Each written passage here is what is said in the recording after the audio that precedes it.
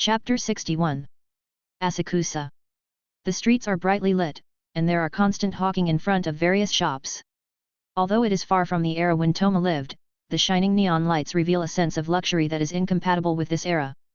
The night is like day, and Kyoto, which is so decadent and luxurious, may be the only daytime where ghosts can move. After solving the incident of Sakemeyama, Toma completed 2 more tasks. The location of the most recent task was the prosperous Asakusa district of Kyoto. His golden eyes moved back and forth on the street, and soon he locked on a restaurant, which was a delicious old brand at first glance. This is the intuition of a foodie. Walking into the restaurant, he chose a seat by the window, and ordered the dishes as usual. He ordered everything on the menu 10 times, anyway, he was not short of money. The waiter served the dishes with a smile throughout the whole process, not the kind of professional smile but a smile from the heart to the sponsor. Eating delicious food and enjoying the beautiful night view at the same time, I feel happy. At this moment, the holy blade flew in from the window, with a letter tied to its leg. The woman who was waiting to serve Feiyujan immediately stepped forward to drive it away. It would be bad if a bird suddenly flew in and disturbed the meal of the sponsor. Stop, stop, stop. Feiyujan hurriedly stopped the waiter and explained, "This is my pet. I'll give it the most expensive rice here. Money is not a problem. By the way, I want freshly squeezed juice, it likes to drink it." The wealthy statement shocked the waitress. She looked at Feiyujan with a tearful look. You know, the consumption of his table alone is as much as the revenue of a normal day. Okay. Please wait. The waiter bent his waist, and the whiteness was visible at a glance. He was not interested in the big-breasted girl in front of him. No matter how beautiful she was, she could not bear it. As soon as the waiter left, the holy blade hit Feiyujan's head with a peck breath, and he screamed in pain. Then, its cold and arrogant voice sounded, with a bit of dissatisfaction in it, saying, "I'm not a pet, you good for nothing." Okay, I was wrong. Feiyujan responded very perfunctorily, rubbed his forehead, and continued to eat. Humph! The holy sword turned his head and snorted coldly. He was eating while reading a letter. This letter was written by Yaya. In addition to daily greetings, it mentioned the most important thing, that is, the meeting of the pillars. The Lord asked Feiyujan to rush back to the headquarters as soon as possible to attend the meeting. It seemed that there were 5 or 6 people who could be promoted to pillars this time, which surprised him. After receiving the notice, Feiyujan planned not to continue the mission. It would be better to rush back as soon as possible, and he also had to think of a title for himself. Just thinking about it made his head hurt. While he was stunned, he saw a man in a white kimono walking past the window. The other party was very fast and wearing a hat. However, Feiyujan saw the other person's appearance clearly, with light green hair and lavender pupils. In an instant, he thought of a ghost. Yoshiro. When the other person walked away, Feiyujan whispered to the sword. "Follow it." The sword rolled his eyes at his master, thinking that I had to work as soon as I landed. "Why don't you go by yourself? It's a ghost." As soon as the voice fell, the sword left the restaurant and followed it. When it comes to ghosts, this is a job that cannot be refused. It flew high into the sky, and even if it was bright below, it could still hide itself well. The sword followed Yoshiro to a pharmacy, where the other party bought a lot of medicinal materials. It could see that the ghost was very vigilant. After buying the medicinal materials, Yoshiro came to a deserted alley, where someone was waiting for it. It first explored the surroundings, and then said to the person in front of it, "Show me the goods. Money is not a problem. You are an old customer, why don't you trust me?" The man joked, but still opened the suitcase obediently, because he knew that the boy in front of him was not easy to mess with.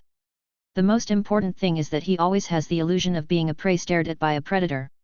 There are several cans of red liquid in the suitcase, to be precise, it is blood, human blood. Yoshiro picked up one of the cans and smelled it. After confirming that there was no problem, it closed the suitcase and paid. "I will tell you the place of the next transaction. Give the money to the blood seller. Your commission is a lot. Don't let me find out that you embezzle it, otherwise you will die." His tone is like an extremely sharp knife, stabbing at the other party coldly. It is a voice full of deterrence, which makes the man feel afraid. Yes, yes, yes. Of course, its words were only meant to intimidate people. After all, it had never killed a chicken, so how could it possibly kill someone? The man sneakily left the alley. Yoshiro turned and walked towards the dead end behind him. The next moment, it walked into the wall so gracefully, just like magic. This little trick is its blood demon art, eyes hidden, for anti-tracking. Eye hidden is a vision-related ability that can block the vision of others. The more objects are hidden, the weaker the effect, or people can see things that are not normally visible. It can also be activated through talismans to achieve the effect of sharing the vision of the talisman carrier, and even create visual illusions. After Yoshiro disappeared, Fei-Yuchen jumped from the roof of the house next to him into the alley and hurriedly followed him. He has always had an idea, that is, Tamayo's medical skills plus his own blood can create a special medicine to eliminate the sequelae of the stripes. For Fei-Yuchen, although he was not born with stripes, the strong adaptability of his blood can make up for this, and he is not afraid of the negative effects of the stripes.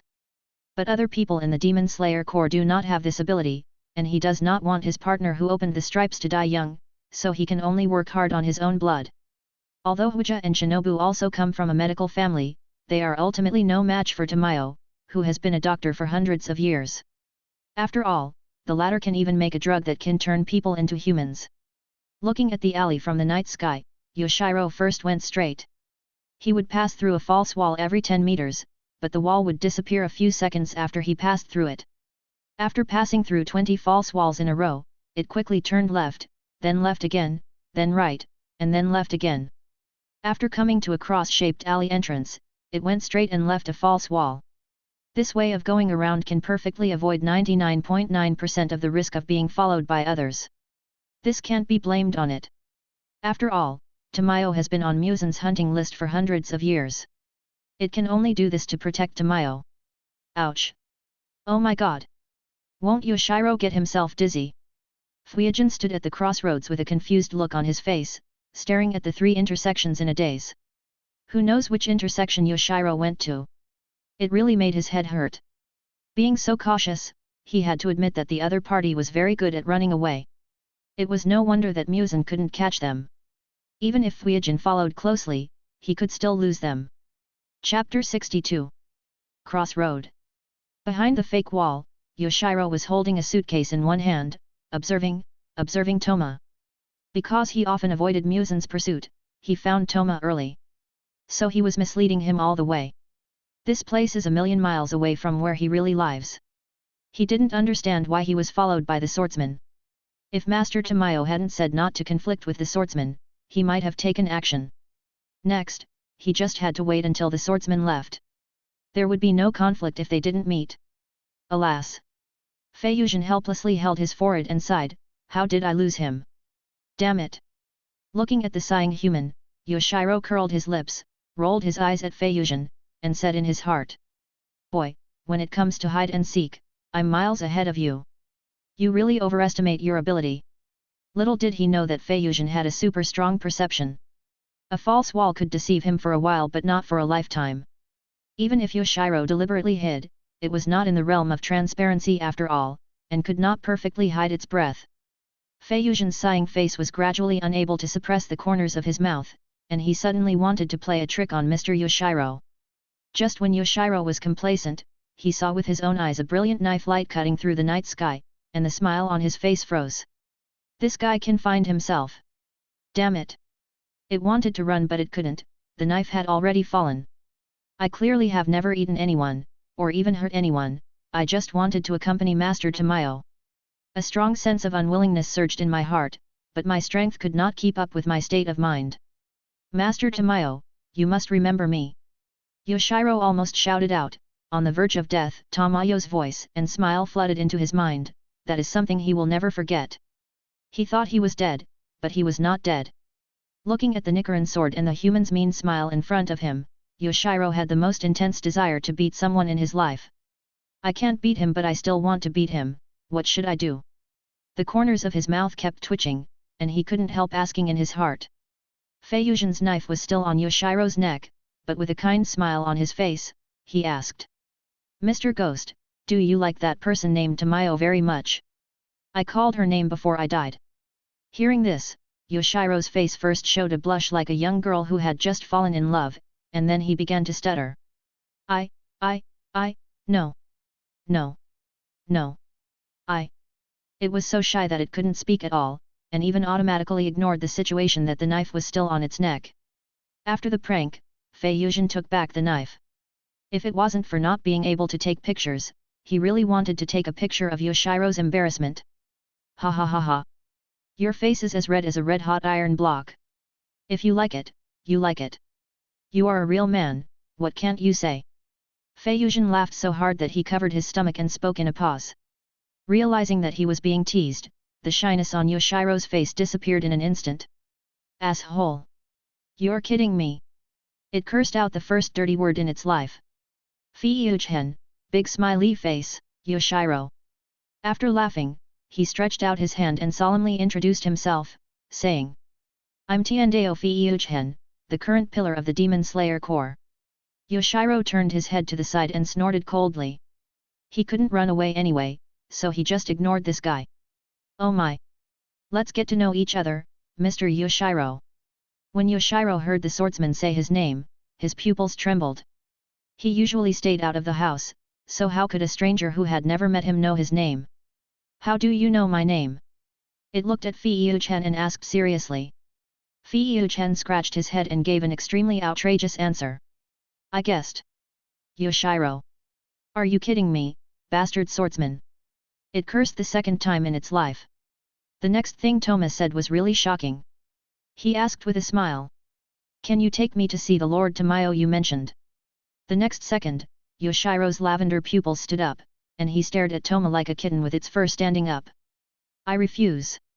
Feeling this hostility, Toma still smiled, with unquestionable firmness in his eyes, and explained. Is it not okay to cooperate with you on behalf of the Demon Slayer Corps? After listening to this explanation, the vigilance in Yoshiro's pupils dissipated a lot.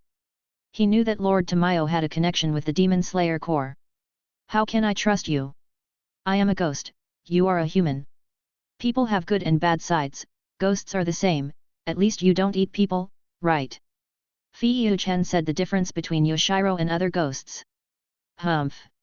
The other party turned his head away proudly.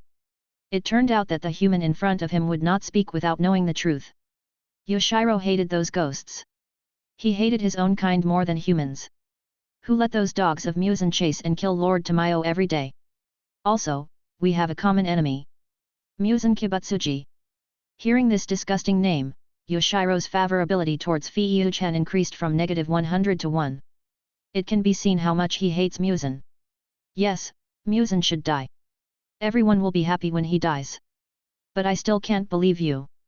You just wanted to kill me. Yoshiro complained very unhappily.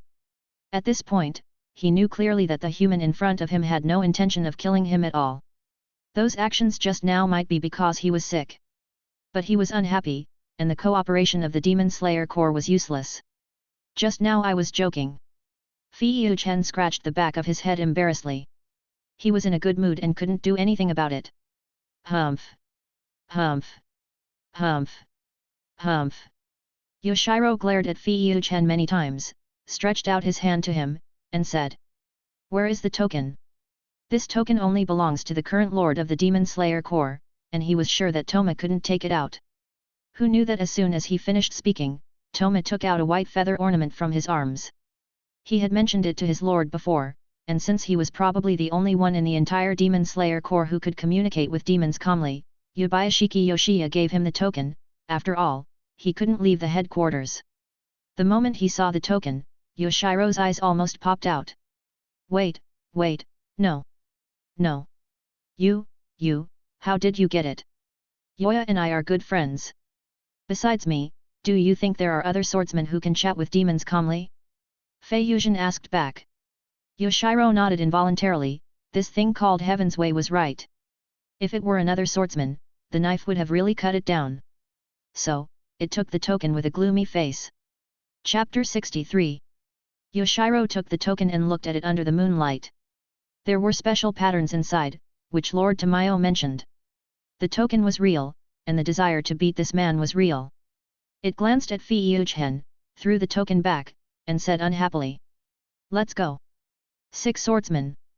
Yoshiro walked forward without looking back, and Fei Yuzhen followed behind with a smile. I was wrong. Give me a chance, Mr. Yoshiro. Humph. It snorted coldly, turned its head and glared at Fei-Yuchen, and then continued to lead the way. As they walked, it suddenly said, "The way of heaven, you have a strong sense of perception, don't you? Keep an eye on us, don't let us be followed." "Oh, oh, oh." Fei-Yuchen nodded like a chicken pecking at rice, patting his chest and assuring, "Of course, I'm super strong, okay." In this way, Yoshiro took Fei-Yuchen to his residence, and the route was more complicated than he imagined. The two of them were like rats in the sewer, shuttling through the dark and damp alleys. This road was 100 times more complicated than the one that Yoshiro misled. Fei-Yuchen seriously doubted whether he would be followed if he walked this way. He looked up and saw a pale golden disk and a bright moon. The moonlight, as pale as water, fell softly on a small Western-style building. The courtyard paved with blue stone was far away from the hustle and bustle of the lights and wine, and was peaceful and peaceful. Under the moon stood a young lady, more beautiful than the moon in the sky, but her temperament was mature and intellectual, which did not match her appearance. The gentleness that belonged to a woman was mixed with the elegance of a noble lady. If the woman under the moon was compared to wine, it would be the kind of pure and fine wine that had been stored for hundreds of years. Tamayo, the creator of Yoshiro, was also a strange woman who got rid of the Musen curse by her own will. Her long black hair was parted in the middle and combed into a large and low bun, which was fixed by a flower hairpin. Her beautiful eyes were tender, like a lavender mist, and her lips were rosy, which formed a sharp contrast with her pale face. Under the dark purple kimono was a majestic chest, and a wide beige belt was wrapped around her waist. Tamayo quietly looked at the wall facing the house, which was a false wall created by Yoshiro with blood demon art to protect her. Inadvertently, the moonlight shining on the false wall twisted, and a human boy who she didn't expect passed through the wall. The boy was tall and handsome, exuding a unique temperament. His hair was a deep red, as hot as a flame, and was casually tied into a ponytail with a simple and exquisite red rope, fluttering gently with the breeze, and a sun earring was hanging under his right ear. Over the black demon slayer corps uniform, a golden haori was draped, with a white pattern embroidered on the haori in the shape of a rice ball, and in the lower left corner were 3 black characters: Shin and Shinobu. The moment she saw the boy, Tamayo's beautiful eyes trembled slightly, and her long eyelashes trembled. In a trance, the figure of the boy overlapped with the figure of the lifesaver in her memory. He looked like him. Is there still such a thing as reincarnation in the world? Tamayo couldn't help but wonder. She couldn't help but shout, and Fei-Yuchen heard it clearly. "Mr. Uniki, is that you?" Toma smiled and shook his head. He straightened his chest and introduced himself with a magnetic voice. "Hello. I am Toma. I will be promoted to a pillar when I return this time." His words interrupted the absent-minded Tamayo, who realized his impoliteness. How could he mistake a stranger he had never met for another person? "Mr. Tend, I'm sorry, I made a mistake. Did Yoshiro bring you here?" Tamayo guessed that Toma could come here. "Lord Tamayo, this guy followed me here." Yoshiro walked out from behind Toma with his arms folded, but the moment he saw Tamayo, he immediately became the purest Tamayo fan in the world, with only admiration and respect in his eyes. "Hey, hey, hey! Stop looking at me, or I'll dig your eyes out." Yoshiro stood in front of Toma, like a husky protecting its food. "Miss Tamayo, I am here on behalf of the entire Demon Slayer Corps, asking you to cooperate with us. We have a common enemy, Musen Kibutsuji. Isn't it?" When she heard the name of the trash boss, even the usually gentle Tamayo's eyes flashed with a hint of hostility. She quickly sorted out her emotions, made a gesture of invitation, and said, "Mr. Tiendeo, please come inside to talk." Tamayo has only seen 2 humans who can communicate with demons in such a calm manner, one of whom is her savior. The benefactor of his life, one is the current lord of the Demon Slayer Corps. "Oh." Toma scratched his head and smiled, "Miss Tamayo, just call me Shin, everyone who knows me calls me that." "Okay, Mr. Shin, please come in." Tamayo smiled, she glanced at Yoshiro and asked, "Yoshiro, please make tea." "Okay." Yoshiro was naturally happy to help Lord Tamayo, and he did not forget to warn Toma in a low voice before leaving. "Stinky boy, stay away from Lord Tamayo, or I will beat your dog head." After a while, 1 person and 1 demon sat down in the living room. Toma briefly explained his thoughts. As a doctor, Tamayo, and as a person who had seen Tsujikuni Yoriichi, she was more convinced of the specialness of this young man. Forget it, it's not intuitive to say, I'll show you. As he said, Toma rolled up his sleeves, drew out his knife, and prepared to perform a show of chopping himself with a big knife. At this moment, Yoshiro happened to walk into the living room with the brewed tea. Asshole! What do you want to do? It didn't care about its image in front of Master Tamayo, and cursed loudly, blocking Tamayo in an instant.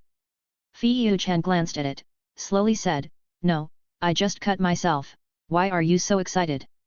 You cut yourself? Yoshiro was stunned. What is this guy thinking about every day? Is there really something wrong with his brain? Ignoring Yoshiro, Fei-Yu-chan gently cut his arm. Of course, it was just a shallow wound. For a moment, the extremely tempting smell of blood spread in the air, and the pupils of Tamayo and Yoshiro shrank unconsciously. Tamayo was fine, Yoshiro began to drool uncontrollably. Fei-Yu-chan's blood was too tempting for ghosts. Not good. You have rare blood, and it's the best kind. Yoshiro said excitedly, shaking his head violently, suppressing his ghost instinct. In just a short while, Fei-Yu-chan's wounds had recovered completely. Tamayo saw all this. Although his recovery ability is far inferior to that of a ghost, it is much stronger than that of an ordinary person. Special blood, very valuable for research. Tamayo said excitedly, with little stars in her purple eyes. Chapter 64. Tamayo has lived for hundreds of years. Except for Yoriichi Tsugakoko who saved her life, she has never seen such a special human being. Because he is special enough, there is a possibility that he will kill her enemy, Muzan Kibutsuji. In the excitement, Tamayo quickly calmed down. The hatred between humans and demons is too deep. Maybe the person in front of her can accept her, and maybe the current leader of the Demon Slayer Corps can also accept her. But what about others? Mr. Shin, I can consider cooperation. Tamayo said slowly, but she changed her tone and said, in your personal capacity. As for your proposal to move to the Demon Slayer Corps headquarters to avoid Muzan's pursuit, I can't do it. After saying that, she sighed. Even though she knew that it was the safest way and she wouldn't have to live a life of hiding, the grudge between humans and demons made her unable to choose. After listening to Tamayo's explanation, Tomashin smiled brightly and said something that she and Yoshiro thought was stupid. It's okay. When I become a pillar, I will be the strongest one. I can use my life to guarantee that you two will not hurt humans. I believe that I will have a say at that time. The smile on Fei-Yu-chan's face was as bright as the sun, which was the warmth that the two had not felt for a long time. A human was willing to use his life to guarantee two ghosts. Both ghosts thought it was incredible. What's more, this human's suggestion was really for the sake of the two of them. The name is Zhen, treat others with truth, this is Zhen. Tamayo glanced at Yoshiro. She wanted to cooperate with the Demon Slayer Corps because there was a strange guy in this generation. He might be able to create miracles, but she also respected Yoshiro's ideas. Yoshiro's pale face showed a gentle and supportive smile. He nodded gently, with the corners of his mouth slightly raised, and said, I will always support Master Tamayo. Toma suddenly clapped his hands and said, then you two just wait for my good news. Remember, I am the strongest pillar of the contemporary era, and my goal is to kill Muzan. After that, Tamayo brought a set of blood-drawing equipment, and Toma contributed several tubes of blood. Because she proposed to Tamayo to develop a healing medicine based on her own blood, which only she could do, a great doctor with 100 years of experience. As for the medicine to offset the side effects of the stripes, it is estimated that it will have to wait until Toma activates the stripes and adapts to it. Looking at the 3 small test tubes, Fei-Yu-chen scratched his head and said in confusion. Miss Tamayo, are these enough? I'm strong and healthy, it's no problem to draw more. Tamayo had a faint smile on her face, as kind as a mother. For some reason, she suddenly reached out and rubbed Fei-Yu-chan's head, saying softly. If you're just doing research, it's enough. It's still not good to draw too much blood, be obedient. Because Fei-Yu-chan is still a teenager, and he is somewhat similar to Tsugakoko Yoshiichi, Tamayo has a motherly concern for him. This operation confused Fei-Yu-chan. He felt that Tamayo was a bit like Aunt Ruka, but her hands were cold, a kind of gentle ice. After all, in the eyes of the other party, Fei-Yu-chan is still a child. Seeing this scene, Yoshiro's mouth twitched constantly, and the teacup in his hand broke with a squeeze. Bastard! I haven't been touched on the head by Lord Tamayo yet. Ah! Damn it! Number. Makoto, please take the trouble to say hello to Mr. Yubayashiki for me. I'll go store the blood sample. Tamayo stood up and left the living room. The moment she walked out of the living room, Yoshiro was like a cat with its fur standing up, and he pounced on Toma. Asshole! How dare you let Lord Tamayo's noble hand touch your head? I'm going to kill you. It turns out that jealousy makes ghosts unrecognizable. Of course, Yoshiro would not really kill Toma, and even if he did, it would be very gentle. The next night, under Yoshiro's watchful eyes, Toma talked a lot with Tamayo again. At dawn, Toma said goodbye to the two. Lord Tamayo, can that guy really do it? Yoshiro looked at Toma's back, curled his lips, and asked unhappily. Tamayo nodded. Although it was only the first time they met, he really looked like him, which was enough. He dared to break the rules. This is a new step towards killing Muzan. Let's wait and see. Demon Slayer Corps Headquarters, entrance. Makoto, long time no see. Satsuki suddenly jumped out from behind Towa Makoto. He hugged his shoulders and laughed. Long time no see. Towa Makoto greeted him and asked, are you also back to accept the appointment of the pillar? Yeah. Satsuki nodded. Is it the water pillar? No, no, no, the water pillar is inherited by Jiyu. I thought of one myself. What's it called? Xiantu showed a mysterious smile and said, you'll know when the time comes, hehe. Tisk. Fei Chen pouted and rolled his eyes at Xiantu, forget it if you don't want to tell me. Suddenly, Jiyu's light and cold voice echoed in Fei Chen's ears, scaring him so much that his face turned pale. I said, I can't do it, Xiantu is more suitable. Jiyu appeared on the other side of Fei Chen without even making any footsteps, just like a ghost. Oh my god! Jiyu, you walk silently, do you want to scare me to death? Fei Chen glared at him and cursed, he estimated that this guy should have comprehended the 11th style. I thought you knew. Just like that, the three of them walked towards the Lord's mansion together. Pushing open the door of the Lord's house, a 2-year-old child came babbling, and Yubayashiki Amano was still following behind. This is Yubayashiki Teria. The kid raised his head curiously, stretched out his chubby little hands to Toma, and mumbled with difficulty. Zhen. Hug. A 2-year-old child only knows some repetitive words and it is almost impossible for him to say a complete sentence, but little Terry remembered Toma. Toma smiled like an auntie and took the opportunity to hug this cute little life. Yay! Terry clapped his hands happily. For some reason, he was very close to Toma. Little Terry was still laughing the last second until Jiyu entered his sight, and he burst into tears. Weev. Bad face. Jiyu looked around, where was the bad face? Xiantu suppressed his laughter and shook his head. Even children hated this guy. Sister-in-law, aren't all the people here? Fei Yujin handed Teria to Tianyan and asked. You are the first to arrive. Yaya has gone to visit the grave. Wait over there. Tianyan pointed to the distance, where the seats were prepared in advance. Influenced by Fei Yujin, if there were no outsiders, the pillar meeting would be more like a gathering of the pillars hosted by Yubayashiki Yaya. Tianyan carried little Teria back. After all, the children of the Yubayashiki family had a weak constitution and could only come out for a while. Just as Fei Yujin and the other two were about to sit down, the door opened. Chapter 65. The door slowly opened, and Kane, wearing a team uniform, poked her head out. She first glanced in the direction of Toma and the other two, and then covered her mouth in surprise. So many people have come. Hello, everyone. Kane smiled, and then found a seat to sit down.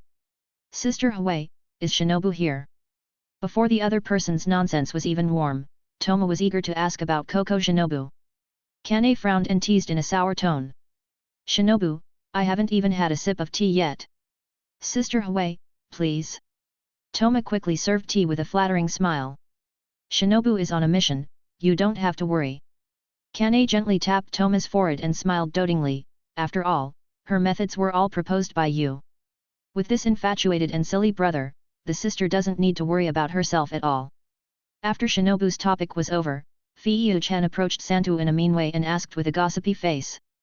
Old rabbit, how is the wife that Yang brought back? He raised his eyebrows towards Santu. Santu smiled evilly and answered happily, she is a very good junior sister. Everyone likes her. It's just that Yang is silly, alas. He doesn't understand girls' minds at all. Yang sat at the edge of the table, staring blankly at the sky, not knowing what he was thinking. Hey! Good for nothing. Xiao Benai's voice suddenly reached Fei Yuchen's ears, and he sat down next to Fei Yuchen without knowing when. Ah! Fei Yuzhen was so scared that he almost flew up. He rolled his eyes at Xiao Benai and said unhappily, you want to scare me to death, bastard. Xiao Benai folded his arms and replied, then you can die. After the two of them finished their daily friendly greetings, Xiao Benai stopped talking. He glanced at Yang who was sitting in the corner and glared at him. This guy still had a sad expression, which was annoying. Tisk. After a while, Duzui Tenjin walked in. He first observed the circle and found that the Lord was not there. He immediately posed and shouted loudly to several people. Dear colleagues, your comrade in charge of gorgeousness has appeared. The glittering entrance ended, and the addition of Huali brother raised the atmosphere of the chat by 1 degree, and he was a real atmosphere activator. Now, all the people who are going to be promoted to pillars this time are complete. Among them, Duzui Tenjin and Koko Kane had just passed the final selection a few months ago, but they met the lower rank and successfully beheaded them. Sometimes, luck is also important for swordsmen who pursue different things. As for the one with the worst luck, it was Toma, who had only met a former lower rank in more than a year, and even the lower rank was killed recently. About half an hour after everyone gathered, Bai Minjihook Yume and Rengoku Makijiro followed the Lord back to the mansion. The meeting of the pillars officially began. The theme of this meeting was the promotion of the pillars and the initial upper rank of 100 eyes. Yubayashiki Yoya, wearing a white kimono, sat upright opposite everyone. The sun shone from his back, giving him a light golden color. His healing voice flowed out with the warm sunshine, like a gurgling stream, refreshing the heart. Everyone, there are two themes for this time, one is promotion and the other is upper 100 meshi. Then let's start with promotion. Although the Lord's tone was calm, no one actually saw that his hands were shaking. He was very happy and excited. The Demon Slayer Corps would have 6 more pillar-level swordsmen at once, more than his father's generation at its peak. The lowest point was over, a new era was about to come, and he held the key to open the new era in his hand. Everyone, I'll start in order. Kane. Yoil looked at her, and she stood up, smiled and nodded. My lord, I'm here. Kane Koko, a doctor in the medical department, beheaded a lower-ranked demon 5 days ago and qualified for promotion to a pillar. After saying that, he looked at the 2 current pillars and asked, do you have any objections? Very impressive, Hui. I agree, Namo Amitabha. Yoya nodded and continued, congratulations to Kane for being promoted to a flower pillar. Thank you, everyone, thank you, my lord. She bowed to everyone and sat back in her seat. Next was Obanai, and the lord announced the achievement again. Iguro Obanai, beheaded 50 demons, the last one beheaded was one of the lower-ranked demons, and was promoted to a snake pillar. Thank you. Obanai stood up and bowed, without a single extra word. Sitting next to Obanai was Tsutomu, and the lord looked at him and said with a smile. Tsutomu, beheaded 60 demons, and was promoted to Taki pillar. Taki means rapid water, and it is also the name of the 11th form of water breathing he comprehended. Please take care of me in the future, thank you, lord. Shanta stood up with a cheerful smile on his face. Sitting next to Shanta was the gorgeous brother, who was dressed in bright jewelry. Duzui Tenjin, born as a ninja, just beheaded the lower moon 6 not long ago. This was also his first mission and was promoted to sound pillar. After the lord finished speaking, everyone looked at Fei Yuchen meaningfully, and Obanai laughed at him mercilessly, and he could be called the best friend. Good for nothing, you are really not good enough. Look at our sound pillar, the first one is the lower moon. I am super gorgeous, okay. Tenjin laughed. Everyone knows the joke that Fei Yujin will not become a pillar unless he kills the 12 demon moons. In this regard, Huali Ge is far better than him. He twitched his mouth, rolled his eyes at Ziobanai, and said unhappily. If the Lord was not here, I would have beaten you up a bit, you stinky and poisonous tongue. Don't think I'm afraid of you, you unlucky good for nothing. The two quarreled every day, and the Lord mediated with a smile. He was even a little used to it. Next it was Jiyu's turn. Tomioka Jiyu beheaded 18 demons, beheaded the former lower string 1 and the current lower string 4, and inherited the title of Water Pillar from his master Mr. Urokadaki. It's strange that Jiyu's crows always lead the wrong way, so he rarely completes missions. Even the lower string that was beheaded recently was accidentally encountered because of the wrong way. This is an experience that Fi Yuchan dared not dream of. Although Jiyu thinks he is not worthy of the title of Water Pillar, he has to take it because Kazuma and Shin are staring at him. He stood up, his face was tense, and his voice sounded coldly. I am different from you, I will work hard. As soon as these words came out, Zyobin was furious. What is this guy pretending to be? Thanks to Kazuma for holding him down, otherwise he would really do it. Only the Lord, Kazuma, and Fei-Yu-chan at the scene could understand what Jiyu meant. After all, what he meant by different is not as good as everyone else. Jiyu finished his amazing speech and sat back silently. The next step in the promotion of the pillar is to be the turn of Tiandao Fei-Yu-chen, who has killed the most demons among the 6. Chapter 66. Everyone's eyes were focused on Toma. If everyone present was compared to a wall, the Lord was the top of the wall, and he was the cement that held every brick together. Yoil looked at this guy who called him the boss every day, and the corners of his mouth couldn't help but rise. He was the lucky star given to him and the demon slayer core by the gods. He took a deep breath, and a soft voice sounded, and the pitch even rose by 1 degree. Tiandao Fei-Yu-chen, learned from Senior Kawashima Jigoro, comprehended the 5 major breathing methods, and created the breathing of Tao. Before participating in the final selection, he beheaded 3 demons, and in the final selection, he beheaded 30 demons. Since the mission, he has beheaded 82 demons, one of which is the second lower moon of the 12 demon moons. Promoted to Daozu. After stating Fei-Yu-chan's achievements, Yaya looked around and said, "Excuse me, does anyone have any objections? What's wrong with you, kid? Super excellent junior, ha ha ha." Rengoku Makijiro smiled heartily and couldn't help but praise him. After all, he watched this child grow up. No objection, congratulations, Amitabha. Xingming put his hands together and cried excitedly. Your record is too gorgeous, it's simply dazzling. Huali brother rarely admits that others are gorgeous, but he was really surprised by Fei-Yu-chan's record.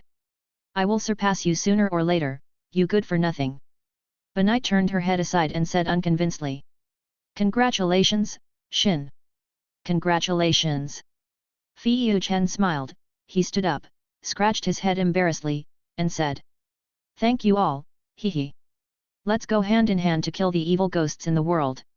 Since then, the Demon Slayer Corps has changed its decline and entered the era of the younger generation. Of course, this is just the beginning, and the strongest generation has not yet been gathered. In the future, the Demon Slayer Corps will usher in the most luxurious lineup in history. The next topic, the initial upper string, 100 Eyes. Fei-Yu-chen reported what happened at the /I mountain to the headquarters as soon as possible, and he specially prepared a document for this purpose. Unfortunately, he and 100 Eyes did not really fight, so the information is for reference only. Yubayashiki Yoya handed the prepared information to several people. After everyone read it, he said with a serious face. When one of you is alone against Beimu, try not to fight as much as possible. The most important thing is to save your life. We have only one goal, that is the ancestor of demons, Muzan Kibutsuji. The pillar-level swordsman can completely behead the lower string, as for the upper string, we have to take it slowly. After discussing these 2 major issues, there are some small matters, such as Rengoku Makijiro guarding the headquarters. He killed demons at the age of 15 and is 40 years old this year. After 25 years of running back and forth, it's time to take a break. There were not enough people before, but it's different now. After the meeting of the pillars ended, everyone dispersed, except Fei-Yu-chen. There is another thing that only he and the Lord know, that is, about Tamayo. The 2 sat in the pavilion in the courtyard, and Yaya was the first to ask, Makoto, what does Miss Tamayo think? Boss, first of all, she wants to cooperate, but you know the difference between humans and demons, maybe we need to take it slowly, at least until we make some progress. For example, the special medicine for treating external injuries, using my blood and Miss Tamayo's medical experience, I believe it will be quick. Yet. Yaya nodded, I still have time, no rush, but thank you for your hard work. Fei Chen waved his hand, patted Yaya on the shoulder, and said with a smile. Boss, it's too formal to say these things. Hearing this, Yaya smiled, and he was extremely glad that Fei Chen appeared in his life. With his talent, the Demon Slayer Corps may be able to realize the wishes of their predecessors. The two talked about Tamayo for a long time, and Fei Chen had dinner at the Lord's house. After becoming a pillar, the Sun Wheel Sword Society will be rebuilt, and the clothing style will also be based on the pillar's preferences. The biggest difference between them and ordinary swordsmen is that there are 4 words on the Nichiren sword, which are Evil Demon Slayer. These 4 words are the responsibility and mission of the pillars. It is not only a symbol, but also a reflection of their fighting will and determination. Another point is that each pillar has his own independent residence at the headquarters. After all, the headquarters is very large and there is no shortage of land. Fei Chen's residence is very close to the medical department. Of course, Kane has been promoted to the flower pillar, and it won't be long before the medical department will be renamed Butterfly House. Fei Chen likes this arrangement very much. He is worthy of being the boss. He just understands himself. He stood at the door of his house, his eyes almost popped out. The facade was super luxurious, and the wood used was all he had never seen before. It looked very high-end at first glance. The plaque was engraved with Fei Chen's surname Tiandeo in large gilded characters. In the material terms of living, the Yabayashiki family is never stingy. Fei Chen took a look around. In addition to the living room, kitchen, and bathroom, there are 4 guest rooms with complete living facilities. There is a reason why the members of the Demon Slayer Corps are willing to follow the Lord wholeheartedly. In addition to the spiritual recognition, he has planned everything else perfectly. The first thing Fei Chen did when he arrived at his new home was to write a letter to the old man. He had become a pillar, so he had to show off to the old man. He had to show off. After writing the letter, he came to the letter station. There are crows who are responsible for daily delivery of letters and team members who are responsible for management, which is also to facilitate the lives of the swordsmen. After all, if the crows who are responsible for taking the swordsmen to find ghosts have to deliver letters every day, it would be too much. Momoyama. It was another sunny day, but it was already late autumn, and the peach trees all over the mountains were bare. An autumn breeze swept through the small house halfway up the mountain. Old man Kwangdeo lay leisurely on the rocking chair in front of the house, looking at the beautiful scenery from time to time. It was so refreshing. The mountains in the distance were stained with a layer of light red, which contrasted with the white clouds in the sky. Several birds jumped between the branches, chirping, as if looking for food. With such beautiful scenery, there is nothing wrong with this retirement life. Just then, a black crow passed through the peach forest and landed directly next to the old man's rocking chair. There is a letter, there is a letter. Please take it, please take it. Hungry, hungry. Eat, eat. This crow always likes to speak in overlapping words. The old man took off the bamboo tube on its feet and complained. Eat, eat, why are you like that big foodie? At the same time, Fei Yuzhen, who was far away at the headquarters, sneezed. The old man turned and went into the house to get a bowl of water and a plate of rice, then lay back in the rocking chair and read the letter. Old man, how have you been recently? I think you must be very well fed, and it is no problem for you to live to be 100 or 80 years old, hee. Your most outstanding, handsome, most obedient, most perfect disciple must show off to you, crossed out, cough cough cough, tell you something. I am the pillar of the way. How is your disciple? You can be happy secretly, ha ha ha. Go to the town more often, you can go to see Grandma Jingzi. I am fine, take care of yourself, old man. After reading the letter, the old man was angry and amused. This kid is still the same, he loves to show off, but the pride in his eyes can't be hidden, he murmured. Stinky boy, you have made progress. Chapter 67. Spring of the 42nd year of the Meiji era. It has been half a year since Toma was promoted to the pillar, and today it happened to be his turn to stay at the headquarters.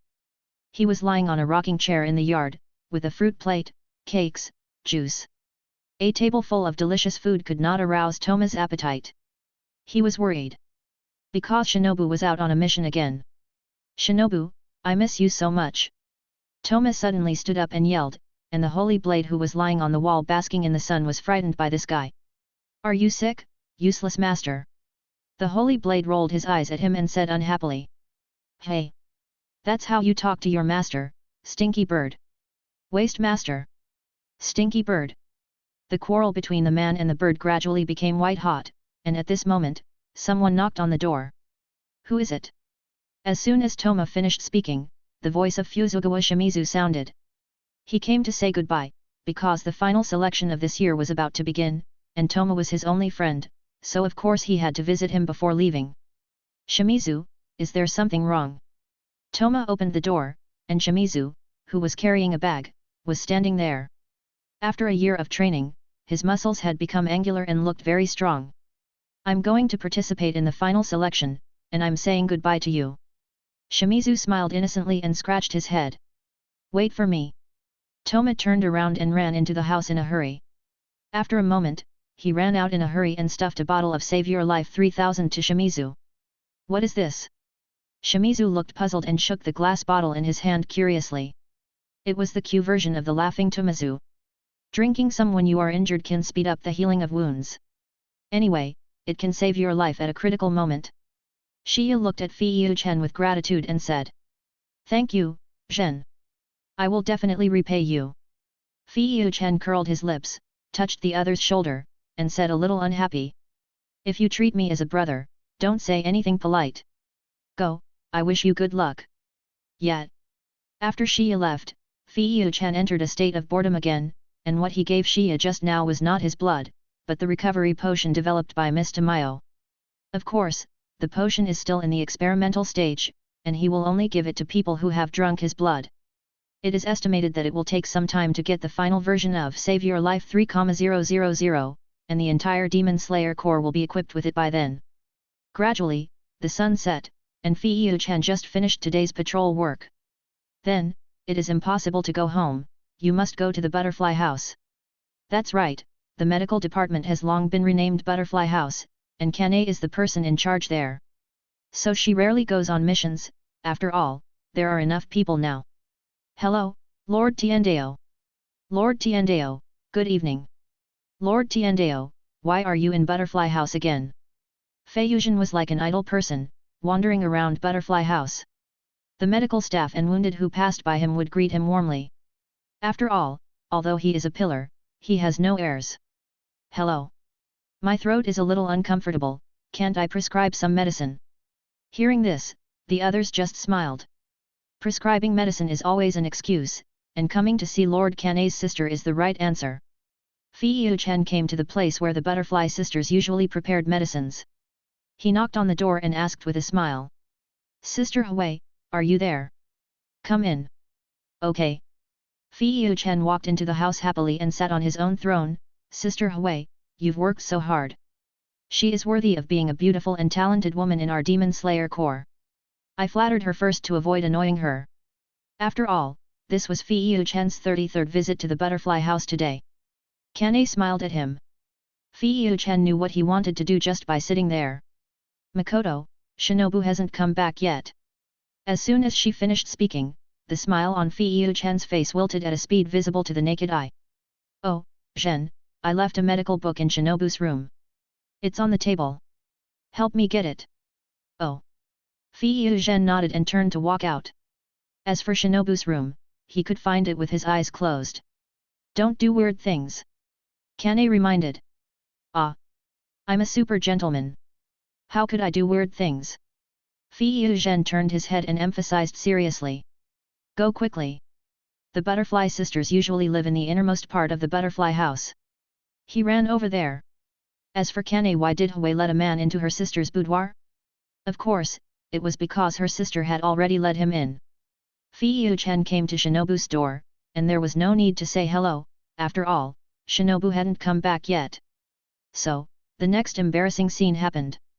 Coco Shinobu just stood there quietly, looking at Fei Chen with a dull look in her eyes. She was frightened by his sudden intrusion, and for a moment she even forgot to make any reaction. She had just returned to the headquarters, and because she went through the side door, Kane didn't know that her sister was back. The most important thing was that Shinobu was about to take a bath, and she was only wearing too thin underwear. There was only a bathtub between the two of them. At such a close distance, Fei Chen saw everything he should and shouldn't see. Like the lavender belly band embroidered with small butterfly patterns, the white thighs, the round little feet, and the not-so-big chest. After a minute of silence, Coco Shinobu's scream almost pierced Fei Yu-chen's eardrum. "Zhen, are you getting bolder again? Pervert! Ruffian! Pervert!" However, Fei Yu-chen's eyes were filled with white. He didn't know if his brain was twitching or what, and he complained in a low voice. "Nice figure, but it's a little small there." "It's okay, it's still growing anyway."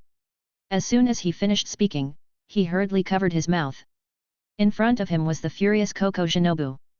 The corner of her mouth twitched, and she said word by word. "Tiandao Fei Yu-chen, what did you say to me just now?" For a moment, Fei Yu-chen's desire to survive was full. After all, Shinobu had never called his full name, and when he said it, it meant that he was dead. He waved his hands randomly and said in a slurred voice. "No, listen to my excuse, pa, explain, ninja. It's not what you think. Sister Hui asked me to come." Hearing this, Coco Shinobu instantly turned into a food-protecting Xiugo, with her sister control attribute maxed out, and asked sarcastically. "Tiandao Fei Yu-chen, then you blame my sister?" Fei Yu-chen hurriedly covered his eyes, and said in a serious tone, "I don't mean that. Also, I covered my eyes, I didn't see anything." Taking advantage of this time, Coco Shinobu quickly put on her team uniform. Her face was red, like a ripe apple, delicate and tempting. She bit her lips gently, lowered her head slightly to look at her chest, and then became furious. "Small? How dare you say that I'm small? Dirty hooligan, dead pervert, super invincible pervert. Tell me, how do you want to die?" Chapter 68. Fei Yuzhen's fingers were spread apart, and cautious eyes floated out from between his fingers. He even unconsciously raised the corners of his mouth. Because an angry Shinobu is super cute. I saw Shinobu Coco with her hands on her hips, her cheeks puffed up like a little hamster, her purple eyes were watery, her face was as bright as the sunset, and rosy. "Fei Yuzhen, I found your sight, don't pretend." Shinobu glared at him and reminded him. "Ah ha ha ha." Fei Yuzhen scratched the back of his head, looked at Shinobu with a smile and asked tentatively, "Well, can I choose to live?" Shinobu snorted coldly, turned his little head aside, and said unhappily, "I didn't really ask you to die." "Humph. I know that Shinobu is a strong woman who knows right from wrong, and the best girl in the world." He hurriedly flattered her and showed a Shiba Inu smile. As the saying goes, don't hit a smiling person. "By the way, why did you suddenly break into my room? Peeping? Or stealing?" Shinobu's tone was like interrogating a prisoner, and his eyes were more like a cat hunting for food, which perfectly hit Fei Yu-chen's heart. She heard that boys of this age are all perverted and always want to steal girls' underwear or something. "What else do you want to steal? Just ask me directly." The moment this thought came to her, she shook her head violently and drove away all the strange thoughts. "Coco Shinobu, what are you thinking about? It's so perverted. Fei Yu-chen is in a different mentality. He is like a silly dog, and his invisible tail is about to rise to the sky. Shinobu is so cute, I really want to touch his head." "What are you looking at, pervert? I'm asking you a question." "I like it." Fei Yu-chen answered irrelevantly, and Shinobu had no choice but to hold his forehead. She slapped Fei Yuzhen and said angrily, "Fei Yuzhen, I'm asking you a question." Oh. Fei Yuzhen rubbed his head and explained without blushing or beating his heart, "Sister Hui asked me to get the book. I didn't mean to see you naked." As soon as he finished speaking, Shinobu gave him another slap. She pouted and said, "How dare you mention this?" She glanced at the medical book on the table from the corner of her eye. It was indeed the case. He didn't seem to mean it. "Forget it, I've already beaten him." "No, he didn't suffer any loss at all, okay." Shinobu Coco picked up the medical book and handed it to Fei Yuzhen, saying, "You have to knock on the door when you enter someone else's room in the future.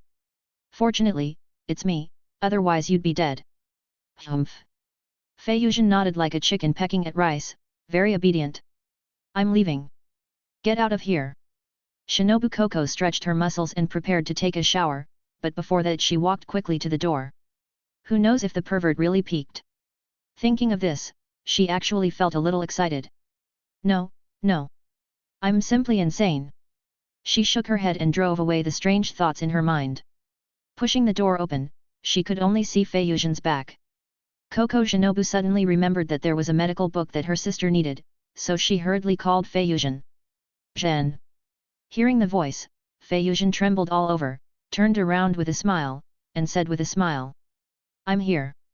Come back, there are a few more books. Okay. Fei Yuzhen was like a little kid on an outing, jumping and running towards Coco Shinobu. Spring is here, and it feels very warm. Zhen, walk carefully, be careful not to fall. Coco Shinobu reminded her and turned to walk into the house. Facts have proved that if you walk carelessly, you will fall, and God will punish every guy who is not upright. With a bang, Fei Yuzhen's foot hit the threshold, and the threshold was very high. Hey, hey, hey! Oh my God! His body lost balance, and the medical book in his hand flew towards Coco Shinobu. Seeing that the book was about to hit Shinobu, he exerted force on his feet and tried to grab the book. Shinobu heard the sound and turned around with a puzzled look. So, by chance, the book fell to the ground, and he grabbed Coco Shinobu's chest. He pinched it, it was soft, and he could hold it with a handful and there was still room, like grabbing a ball of new cotton. Coco Shinobu. Fei Yuzhen smiled awkwardly and said aggrievedly, Shinobu, I can explain it. However, under the action of inertia, Fei Yuzhen did not stop, and he directly knocked Coco Shinobu away. The two of them overturned the bathtub together, and they both got wet at the same time with the sound of water splashing. The wooden basin was turned upside down, like a turtle shell on Toma, and Coco Shinobu was pressed under him. After the waters covered operation, the team uniform was tightly attached to Shinobu, exposing her figure. At this moment, her mind was blank, purple eyes were filled with tears, hair was wet, cheeks were flushed, and she looked pitiful. Time seemed to be paused at this moment, everything became quiet and slow, their eyes met, and each other was reflected in their bright eyes. One was shy, and the other was dazed. Just then, Kanei's voice sounded. She didn't understand why it took so long for Zhen to get the book, so she came to see because she was worried. Ah! Looking at the mess in the house, Kanei covered her mouth in surprise, her eyes turned, and she seemed to understand something. She picked up the bathtub and retreated with an embarrassed look. She closed the door gently and reminded warmly. Zhen, Xianan, sister doesn't care what you two do, but remember to close the door. Also, I'm sorry to bother you. No. Sister. Sister Hui. Listen to my explanation. It's not what you see. The two shouted in unison. Shinobu Coco didn't have time to deal with Hyujin. She glared at him, pushed him away, kicked the door open with a clang, and grabbed Kanei's hand. Sister. Listen to me. Yes. Kanei took out a handkerchief to wipe the water drops on her sister's face, with a smile on her face. Don't worry, sister understands, after all, we are studying medicine, right? It's nothing, we are in love. Also, the Lord married Tianyan as his wife at the age of 13. Hey! Shinobu Coco shook her head frantically and said, Sister, what are you talking about? Shinobu at this time. Then she talked a lot, from discovering that there was a medical book that she forgot to give to Hao Xin pushed her down and overturned the bathtub. As she spoke, she turned her head and glared at Hyujin fiercely, and at the same time winked frantically, asking him to help explain. Ahem, this is really an accident, believe me, Sister Hui. I'm not that kind of person. Yet. I believe you. I don't think you believe it, sister. Shinobu Coco lowered her eyebrows and said very seriously. I believe it. Feng Yuzhen touched her chin and complained, Sister Hui, your smile is so strange. Yet. Realizing that something was wrong, Kanei shook her head quickly, it's not what you think. Chapter 69. Kyoto. Toma and Kyojuro shuttled between the streets. Because there were always murders recently, there was no one on the streets tonight. Makoto, if it's the 12 Kizuki, leave it to me. Kyojuro looked at Toma who was gnawing on a pig's trotter and said seriously. Perhaps influenced by this younger brother, or because his father beheaded the lower string when he was promoted to the pillar, Kyojuro also made a vow not to be a pillar unless he killed the 12 Kizuki. No problem, big brother, I'll assist you. Toma nodded. He understood the pain too well. He had only met the 12 Kizuki for more than a year. Who knew that as soon as he finished speaking, a gunshot was heard from the dark rooftop next to him. The bullet passed in front of Toma, and he could even feel the heat emitted by the bullet. It wasn't that the bullet missed, but that he dodged it. At the same time, the shops around the two of them were ablaze with flames, and thunderous explosions were heard. 2 golden flames penetrated the black smoke produced by the explosion. Fei-Yu-Chen and Kyojuro dodged in time and were not hurt. Before the two of them could catch their breath, deafening explosions were heard continuously from the street where they were located for several kilometers. Boom! Boom! Boom! Every explosion was like a ferocious beast, roaring and devouring everything around it. Flames and thick smoke rose up, forming a black sky curtain that enveloped the entire area. At this moment, a black shadow flashed by, picked up Fei-Yu-Chen, and then turned his head to stare at Kyojuro angrily, roaring. Rengoku Makijuro, if you don't want your companions to die, come to the warehouse in the north to find me. I'm going to kill you. I want revenge. After saying the harsh words, the ghost in the black military coat quickly jumped up, and Fei-Yu-Chen winked at his elder brother to let him rest assured. Kyojuro at this moment? Even if the opponent was the 12 demon moons, he was not worried about the danger. After all, if he hadn't mentioned it, the lower moon would not have succeeded at that moment. It would only be killed by Fei-Yu-Chen with one knife. What puzzled him most was why the ghost called his father's name. So strange. At the same time, on the roof not far from this street, Pilang, the current lower moon too, was holding Fei-Yu-Chen like a chick. Brother, why don't you wait a moment? I'm not saying that you issued the wrong challenge. My brother is Rengoku Kyojuro. The one you are talking about is his father. Upon hearing this, Pilang's blood pressure soared instantly. He had a bad habit when he was angry. With a bang, he shot his head with a shot. In the blink of an eye, his head grew back. The angry head was already dead, so he was much less angry. Shut up, you weakling! Pilang glared at Fei-Yu-Chen, then grabbed his arm, intending to cripple this guy first. A red gold lightning flashed, and Pilang's arm disappeared. He was instantly shocked and broke into a cold sweat, because he didn't see the human in his hand make a move. Fei-Yu-Chen was chewing on the pig's trotter as if nothing had happened. He looked at Pilang innocently and said with a smile. I said, can you be nicer to the hostages? I won't interfere with your revenge, absolutely not. Fei-Yu-Chen's words carried a hint of unnoticeable murderous intent. Pilang nodded with a dark face. Revenge was his obsession. He thought he had robbed a weakling, but he didn't expect to find a big father for himself. Lower string, stop right there. My name is Rengoku Kyojuro. The figure of the eldest brother appeared on the roof in the distance, but Pilang didn't dare to move. He was not sure whether the human in his hand was lying to him. Just as it hesitated, Fei-Yu-Chen cried out to Kyojuro. Big brother! Save me! I'm so scared, woo-hoo-hoo!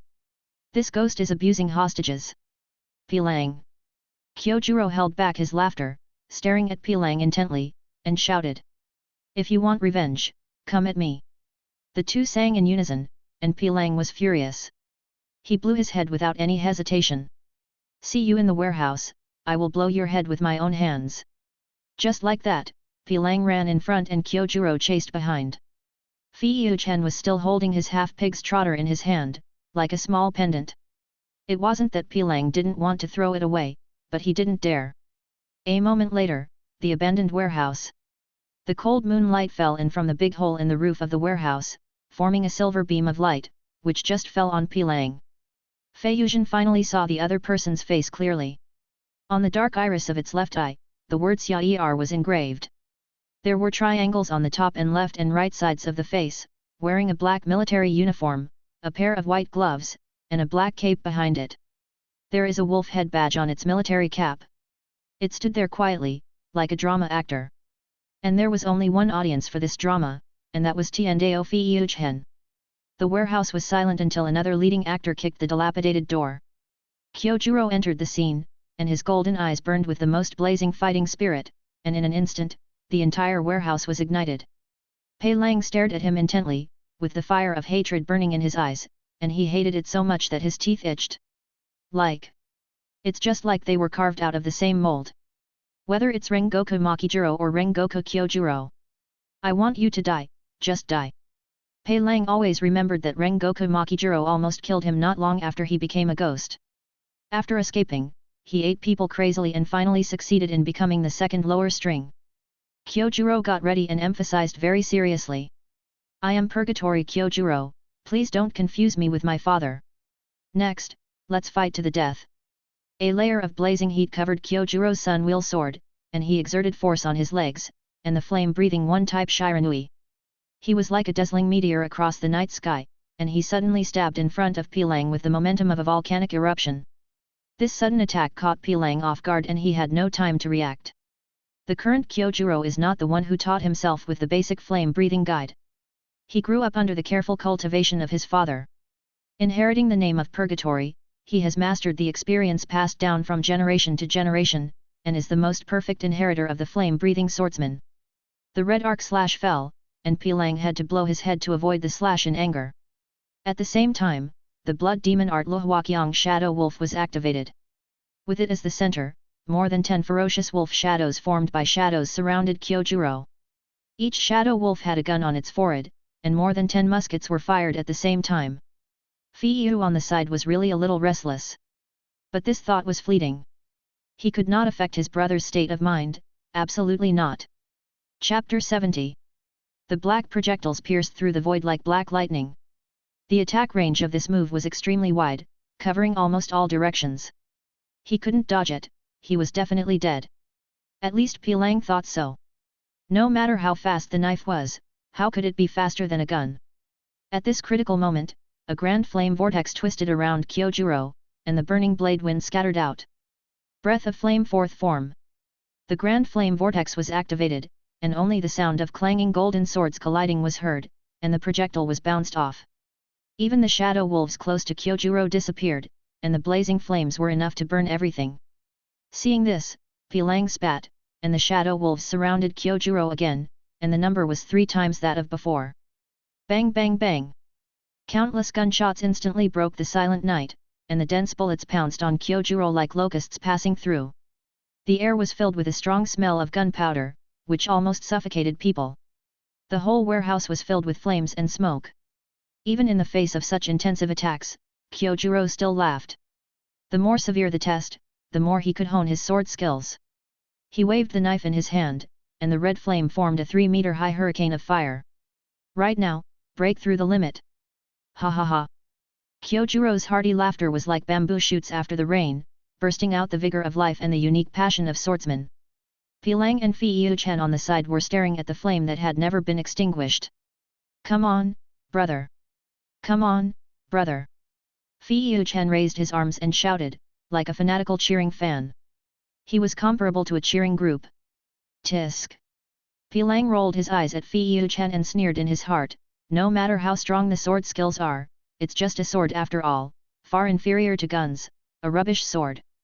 At this moment, Kyojuro, who was unharmed, rushed in front of it again, and slashed its neck with the fiery red blade.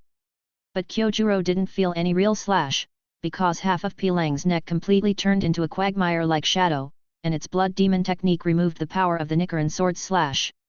Seeing that the sword was about to be swallowed by the shadow quagmire, Kyojuro quickly pulled it out, but there were other things that left Pilang's body. It was a time bomb and the countdown on it had returned to 0. It planned to die with Kyojuro, but how could a ghost be killed by a bomb? Fortunately, Kyojuro reacted quickly, and he kicked the bomb into the air with an upward kick. With a bang, Kyojuro flew backwards like a kite with a broken string. Because of his timely reaction, he was only slightly affected.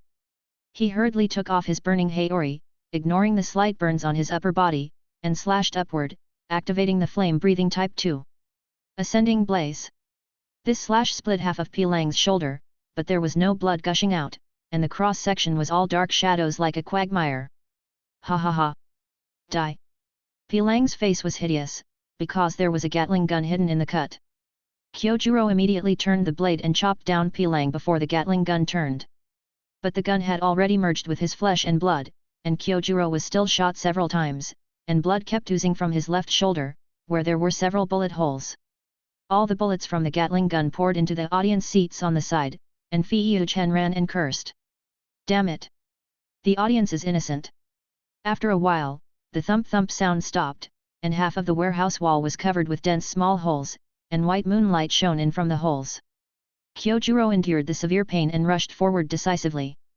The flame-breathing 5-type flame tiger was activated, and an angry tiger opened its bloody mouth and bit Pilang. In an instant, countless black wolf shadows gathered towards the warehouse from all directions, and these shadows merged into Pilang's flesh and blood like armor. Blood Demon Art Lohuakyang War Disaster Array Wolf was activated. Its body began to swell, and finally turned into a werewolf form, and Kyojuro's attack was bounced off again. Fei Yuzhen on the side frowned. It seemed that he was really bad when he met the lower string too. The most important thing was that Pilang's shadow was too buggy. That thing could absorb the Sun Wheel Sword. It punched Kyojuro's injured left shoulder, and the powerful force directly caused the bullet embedded in the flesh to penetrate his shoulder. But Kyojuro also cut off one of Pilang's arms. The two briefly distanced themselves. The shadow at Pilang's wound squirmed wildly, and when the arm grew back, it had a samurai sword in its hand. Before it became a ghost, it was originally a swordsman who believed in Bushido, until he was shot to death and mocked by the soldiers, and then he gave up his belief in the sword. Because of the constant shooting of his head with a gun, Pilang lost some of his memories, but Kyojuro's powerful swordsmanship made him remember everything. Roar, roar, roar. Pilang roared, and the flesh and blood on his body began to gather towards the sword. Gradually, a long sword that kept dripping black flesh and blood condensed. It held high the giant sword that was more than 10 meters long. As it moved, a powerful momentum emanated from the sword, as heavy as a mountain, pressing people to breathe. It swung hard, with the momentum of a mountain crushing an egg, and smashed towards Kyojuro fiercely. At this time, Kyojuro felt unprecedented pressure, but he did not retreat. Instead, a trace of determination flashed in his eyes. He held his Sun Wheel Sword tightly, raised the corner of his mouth, and saw the rose-red fire rising from the solace of his feet. In an instant, the endless fire spread rapidly with the momentum of a prairie fire, and in the blink of an eye, Kyojuro was completely wrapped in it. The ground beneath his feet began to crack. As the cracks continued to expand, the entire ground began to sink, forming a huge pit. The air in the warehouse became extremely hot, and Pilang's sword was melting. Breath of Flame 9-type secret. Purgatory. Named after Purgatory, it is an undefeated fire of karma, enough to burn everything. Kyojuro was like the brightest meteor in the night sky. He moved straight forward, unstoppable. Pilang's shadow melted and evaporated, and his sword was split in two. The Sun Wheel Sword drew a graceful arc in the air, like a rose-colored firework blooming. Gun and sword, the sword won. As the flames dissipated, Kyojuro's majestic figure stood firm, with a victorious smile on his face. Pilang's body fell, and he stared at Kyojuro intently, remembering everything in his life. At this moment, Kyojuro reminded him of himself who pursued Kendo, the purest Kendo, the invincible sword. Purgatory Kyojuro, your Kendo, is very strong. I hope you can always be like this. I am Kiteuke, and I deserve to lose. The smile on Kyojuro's face was like the sun at noon, and he laughed heartily, saying, "Thank you for remembering my name. Go to hell to atone for your sins." Chapter 71. Headquarters. 4 people, 1 big and 3 small, were sitting by the pond in the yard, fishing. "Kyojuro, you have achieved the goal you set for yourself, congratulations." Yoya sat cross-legged, his voice still so encouraging.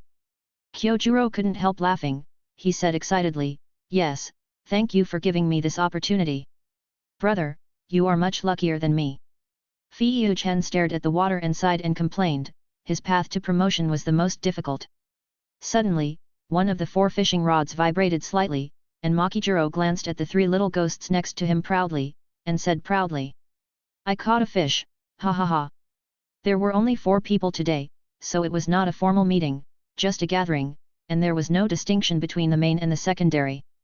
However, the Rengoku family inherited the name of the Flame Pillar, and Fei Yuchen came over.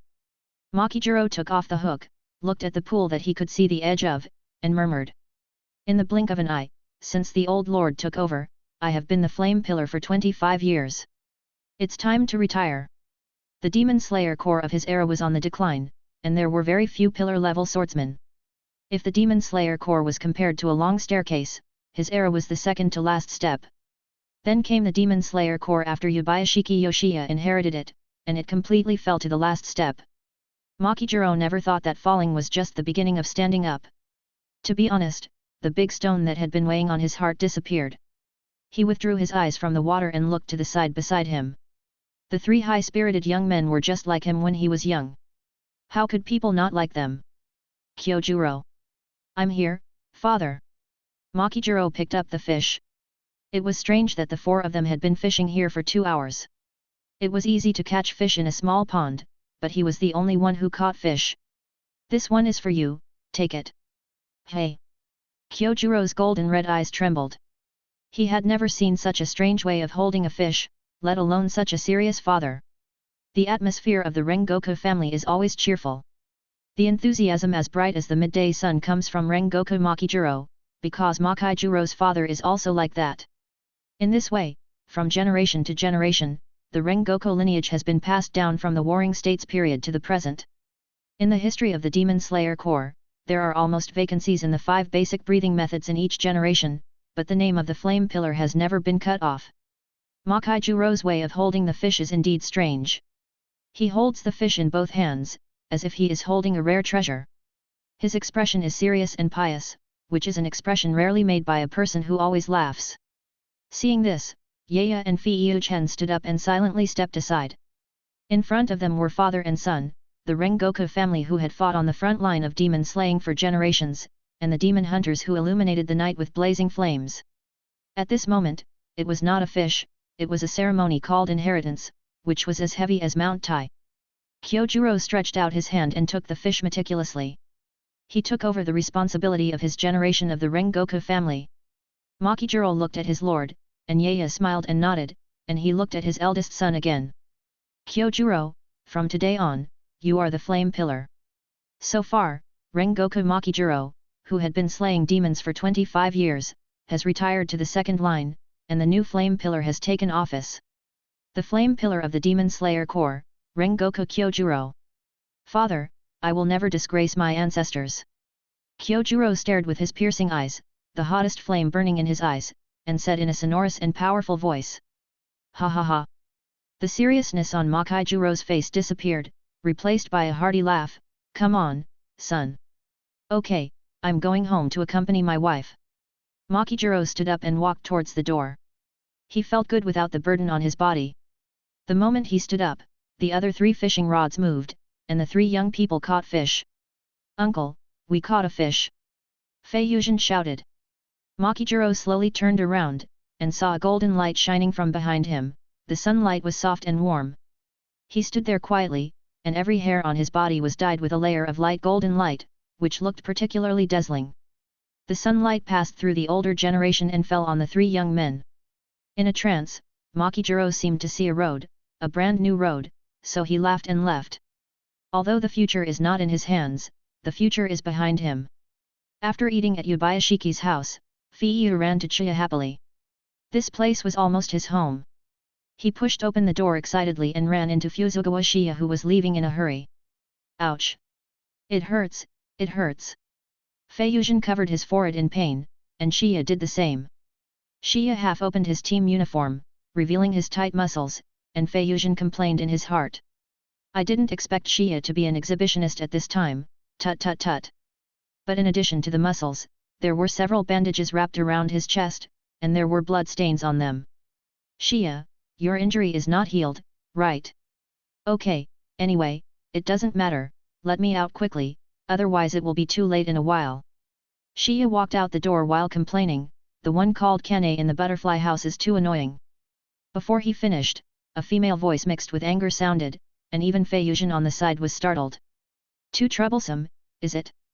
No, I just want to go home to see my mother. Kane put her hands on her hips, stared at Shimai with a fake smile, and said. Auntie Fuzugawa came here half an hour ago. Does Fuzugawa miss his mother so much? Didn't we agree that he can be discharged the day after tomorrow? Kane's words made Shimai want to hit him, but he didn't dare. It was just 2 cuts by a ghost, so he didn't need to rest for so many days. Somehow, he felt unsure when facing the person in charge of the butterfly house, and he couldn't be fierce. I was just passing by, ahahaha. Feiyu-chen scratched his head. He wanted to run away immediately. After all, Sister Hui in the doctor's form was scarier than a ghost. Zhen, you habitual offender, don't think you can ignore the doctor's advice just because you have a good physique. Sister Hui, you are unreasonable. Miss Butterfly, I'm really fine. No, go back to your ward. Kane whispered softly, but her tone was more frightening than the heaviest tone. Ah! Shimei was scared, he walked back with a sigh, he was just a little bit short. Sister Hui, I'm not a patient, I'm just passing by. Fei Yuzhen rubbed his hands innocently, and moved towards the door with a smile. Master Daozu, are you very free? Go and turn over the dried medicinal materials. Okay. Fei Yuzhen's feet were covered with red gold arcs, and disappeared in an instant. Chapter 72. Zhen. The moment she saw Fei Yuzhen, Coco Shinobu's eyes lit up, and her eyes curved into two small crescents. What are you going to do? Sister Hui asked me to look through the dried herbs. I was just passing by. Fei Yuzhen had an innocent expression on her face, but she was actually very happy. Sister Hui, my good Sister Hui, ha ha ha.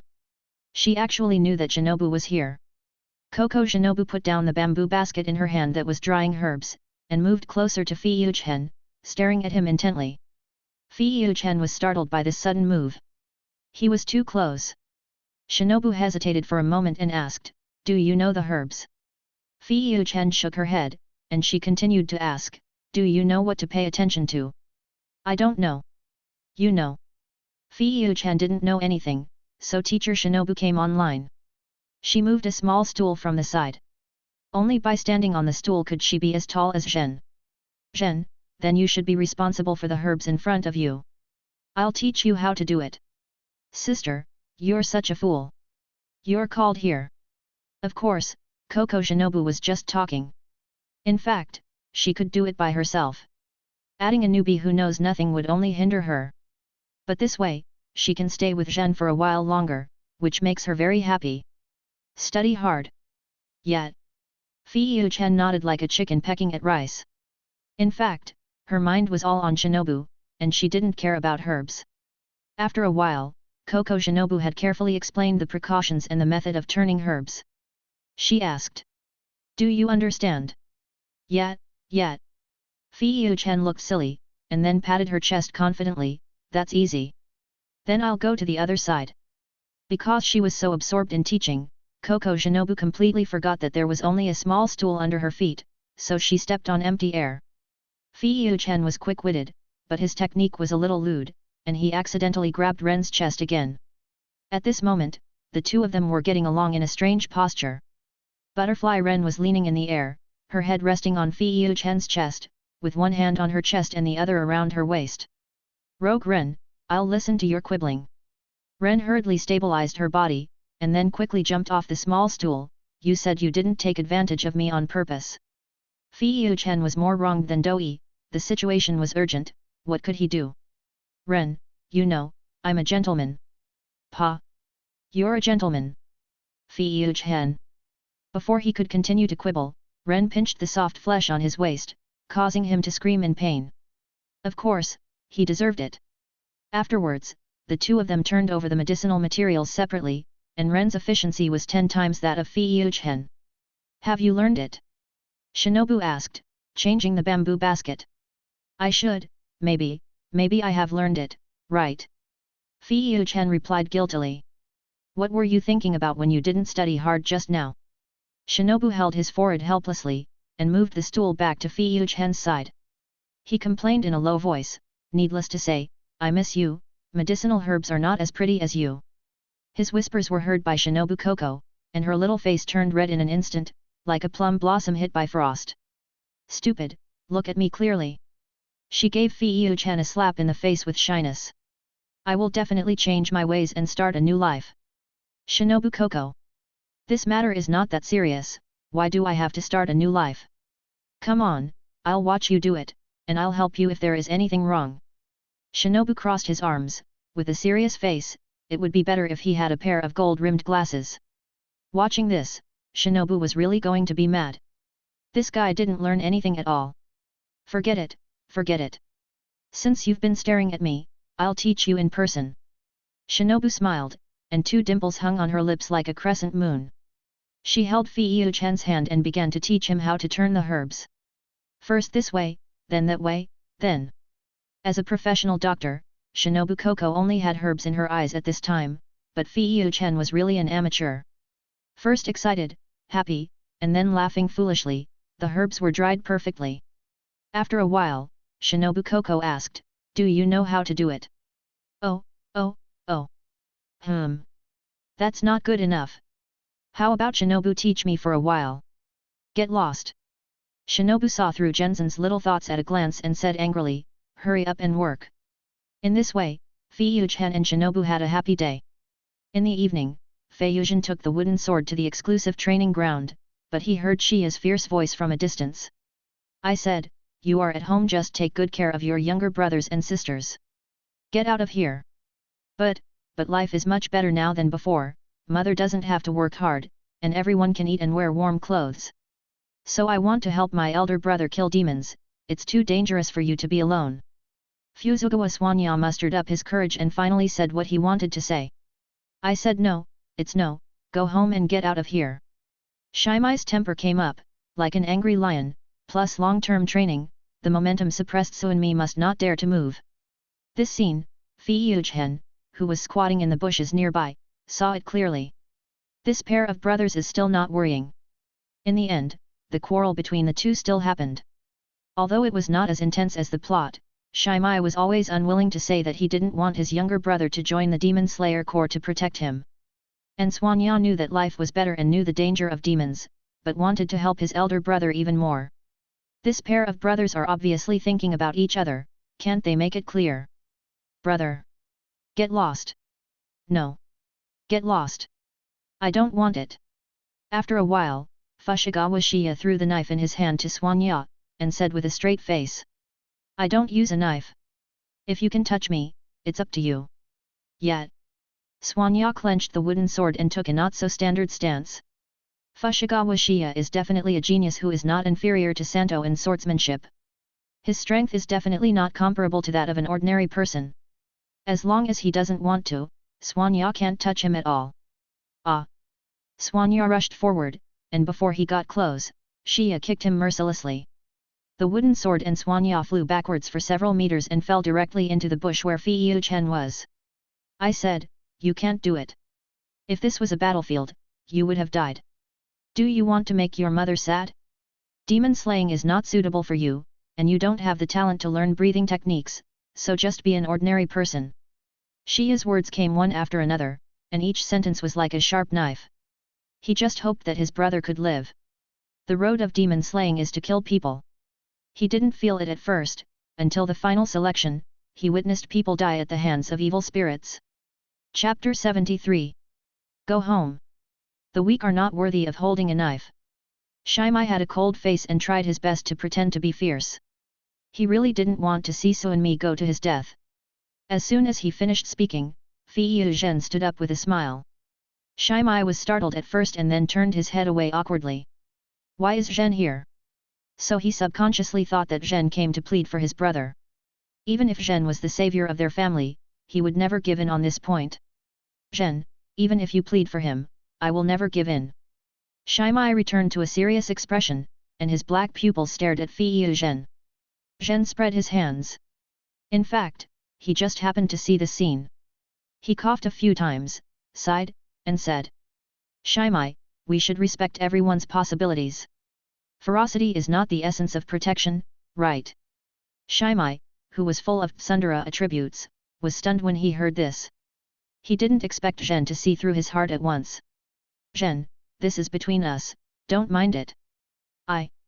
Before Fei Chen finished speaking, a crow landed on Shimai's shoulder. It was his exclusive crow Shuanglei. "Shimai, there is a ghost in the old house in the mountain. No more talking, I'm on a mission, bye." Shuanglei's appearance gave Shimai a way out, and he was about to leave without looking back. "Ancient house?" Fei Chen looked suspicious. He grabbed Shimai and asked, "Do you have any more of the 3,000 to save your life?" "It's all used up." "That thing is really effective, it must be very precious, right?" Shimai replied. "When he was in Fujixi Mountain, he used that bottle of medicine to save many people's lives." "Here, bring another bottle," it's good if it works. Hyujin hurriedly stuffed a bottle of medicine into Shima's hand. He couldn't remember clearly, but Shima's target of this mission seemed to be one of the current lower ranks. His fellow disciple, Masahiro Izawa, seemed to have sacrificed himself this time. This bottle of medicine might save his life and not make Shima sad. I can't take such a precious thing anymore. Shima shook his head, his whole body showing refusal. Precious.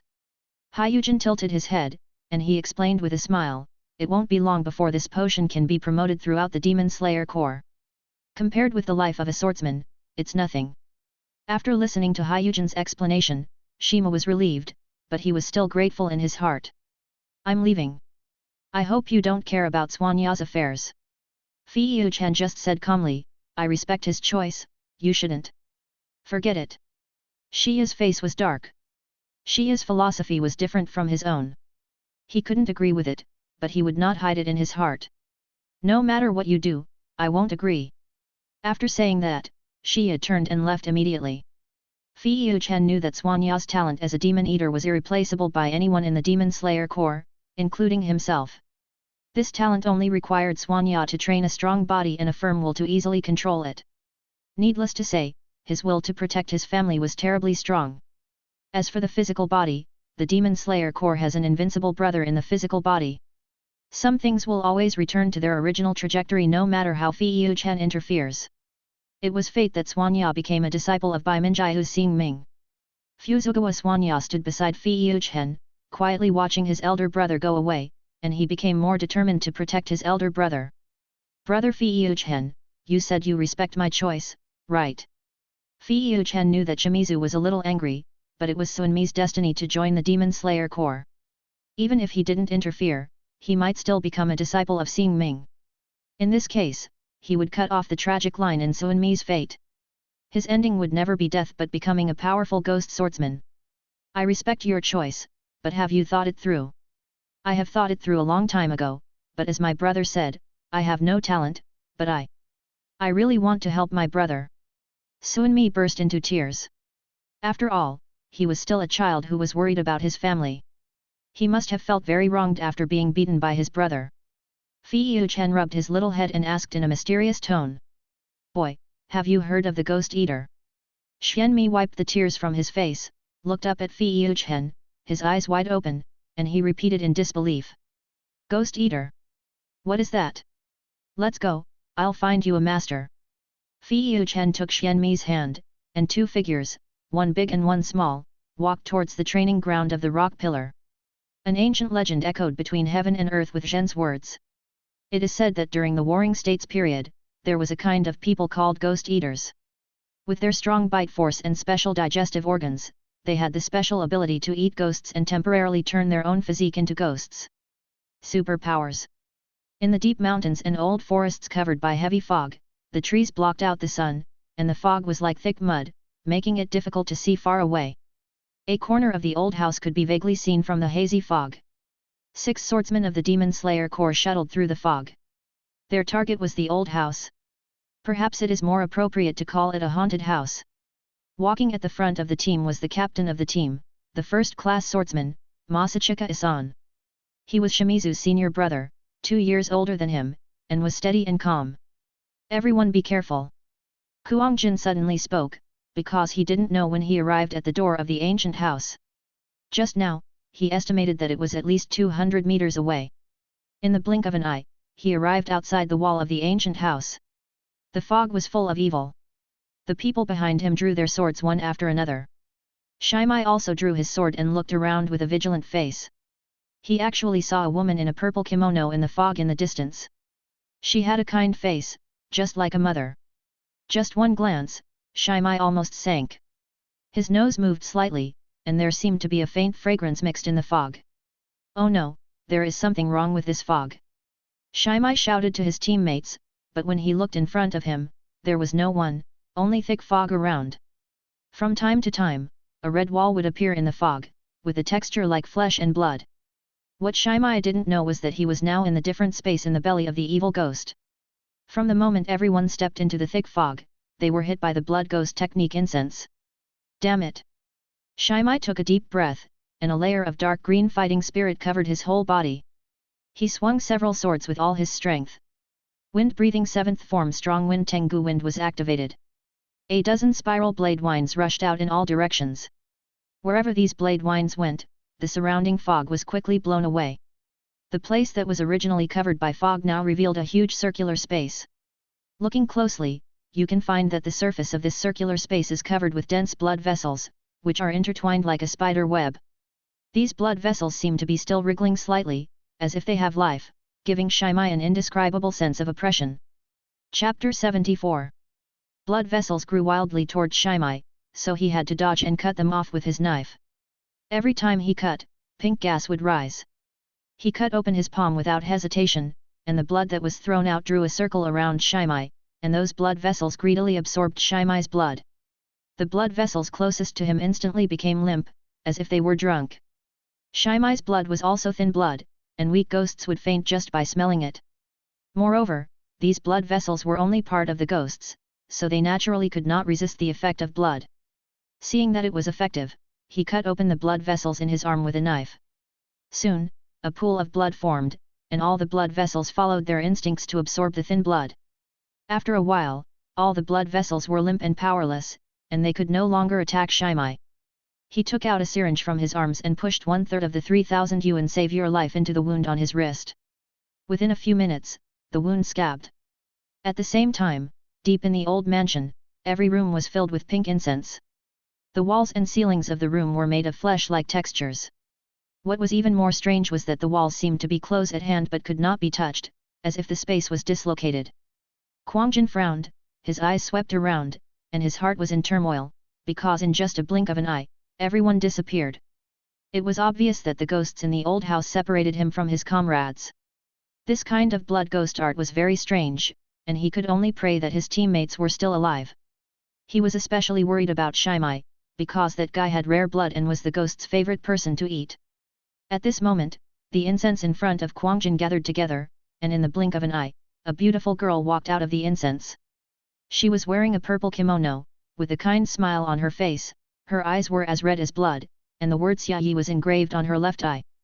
Guhuo bird, the current Xiaoxian, the strongest Xiaoxian so far, no one else. If she had been given more time, she might have won a place among the upper rank. You have a strong aura. You have a strong body. Do you want to be my son? Guhuo Niao's tone was gentle, and it made people feel numb. Quangjin almost fell into it. He quickly pulled away and cut his arm without hesitation. The severe pain made him sober up. One of the lower rank, no slack is allowed. Where did you take them? Quangjin questioned loudly. In fact, he already had the worst plan in his mind, and he couldn't help feeling sad as he thought about it. Who knew that Guhuo Niao actually hugged his shoulders, her whole body was twisting, and the kind smile on her face was almost weird. She said the most terrifying words in the most gentle tone. The disobedient children are eaten by their mothers. He he he. A hint of shyness flashed across its face, and it instantly turned red. Its voice trembled, and its fiery red eyes were like flickering candlelight. Why are you asking your mother such a shameful question, you bad boy? Of course, there is also a child that my mother loves the most inside. It gently stroked its belly, its eyebrows were full of the kindness of a new mother, and its bright red lips raised. All this was disgusting in the eyes of Quangjin Kono, a man-eating evil ghost actually called herself a mother. Go to hell, bastard! Quangjin was furious, and swung his knife. He was covered with emerald green fighting spirit, and countless blade winds swept out. The strong wind blew away the incense, and the breath of wind can be said to be a natural counter to the Guhuo bird. Then, he used the second form Claw Kehu wind, and saw 4 vertical blade winds like animal claws slashing down. Guhuo bird did not dodge or evade, but smiled and raised his hand. His pale and slender fingers bent, and with a click, the blade wind shattered. It caught Quangjin's sword skills with bare hands. What a rebellious child! Quangjin's surprise flashed across his face, and in the blink of an eye, he jumped into the air, breath of wind 9th form Weichuo Tiantai wind. His body turned upside down in mid-air, and the emerald green blade wind fell like raindrops. In an instant, a hurricane as high as 3 meters enveloped Guhuo bird. As he fell from the air, another vertical slash fell, but Guhuo bird actually took the strongest move of breath of wind and caught Quangjin's knife. She raised her head, and under the bloody and tattered flesh was still that gentle smile. This smile made Kuang Jin tremble all over, and his hair stood up. The crisp sound of broken metal lingered in his ears. The sun blade was broken by the Guhuo bird. It punched Kuang Jin in the chest, breaking more than a dozen of his ribs and spurting out a mouthful of blood. If the reaction is not fast enough, fighting with the Guhuo bird is a wrong choice. Kuang Jin fell heavily to the ground, it kicked down vertically. At this critical moment, he blocked the attack with half of the knife covered with wind blades. However, he himself sank into the ground. He held the other half of the sharp blade without fear of pain. Even though he was coughing up blood, he had already accurately cut open the belly of the Guhuo bird with a sharp slash. In an instant, pink incense flowed out from the wound in its abdomen like a waterfall. A dark green figure emerged from the endless incense. The Guhuo bird still had a smile on its face, but a trace of surprise flashed in its eyes. It didn't expect that the purpose of this guy risking serious injuries was to save people. Shimai held Kuang Jin and rushed forward.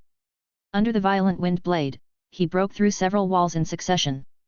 Finally, the two left the room and came to the courtyard with a bright moon hanging high. Ah! Kuang Jin's face was distorted, and he screamed heartbreakingly because his left arm was torn off and was forcibly removed. With the ribs pierced through his chest, he had become a bloody man, with blood all over the floor.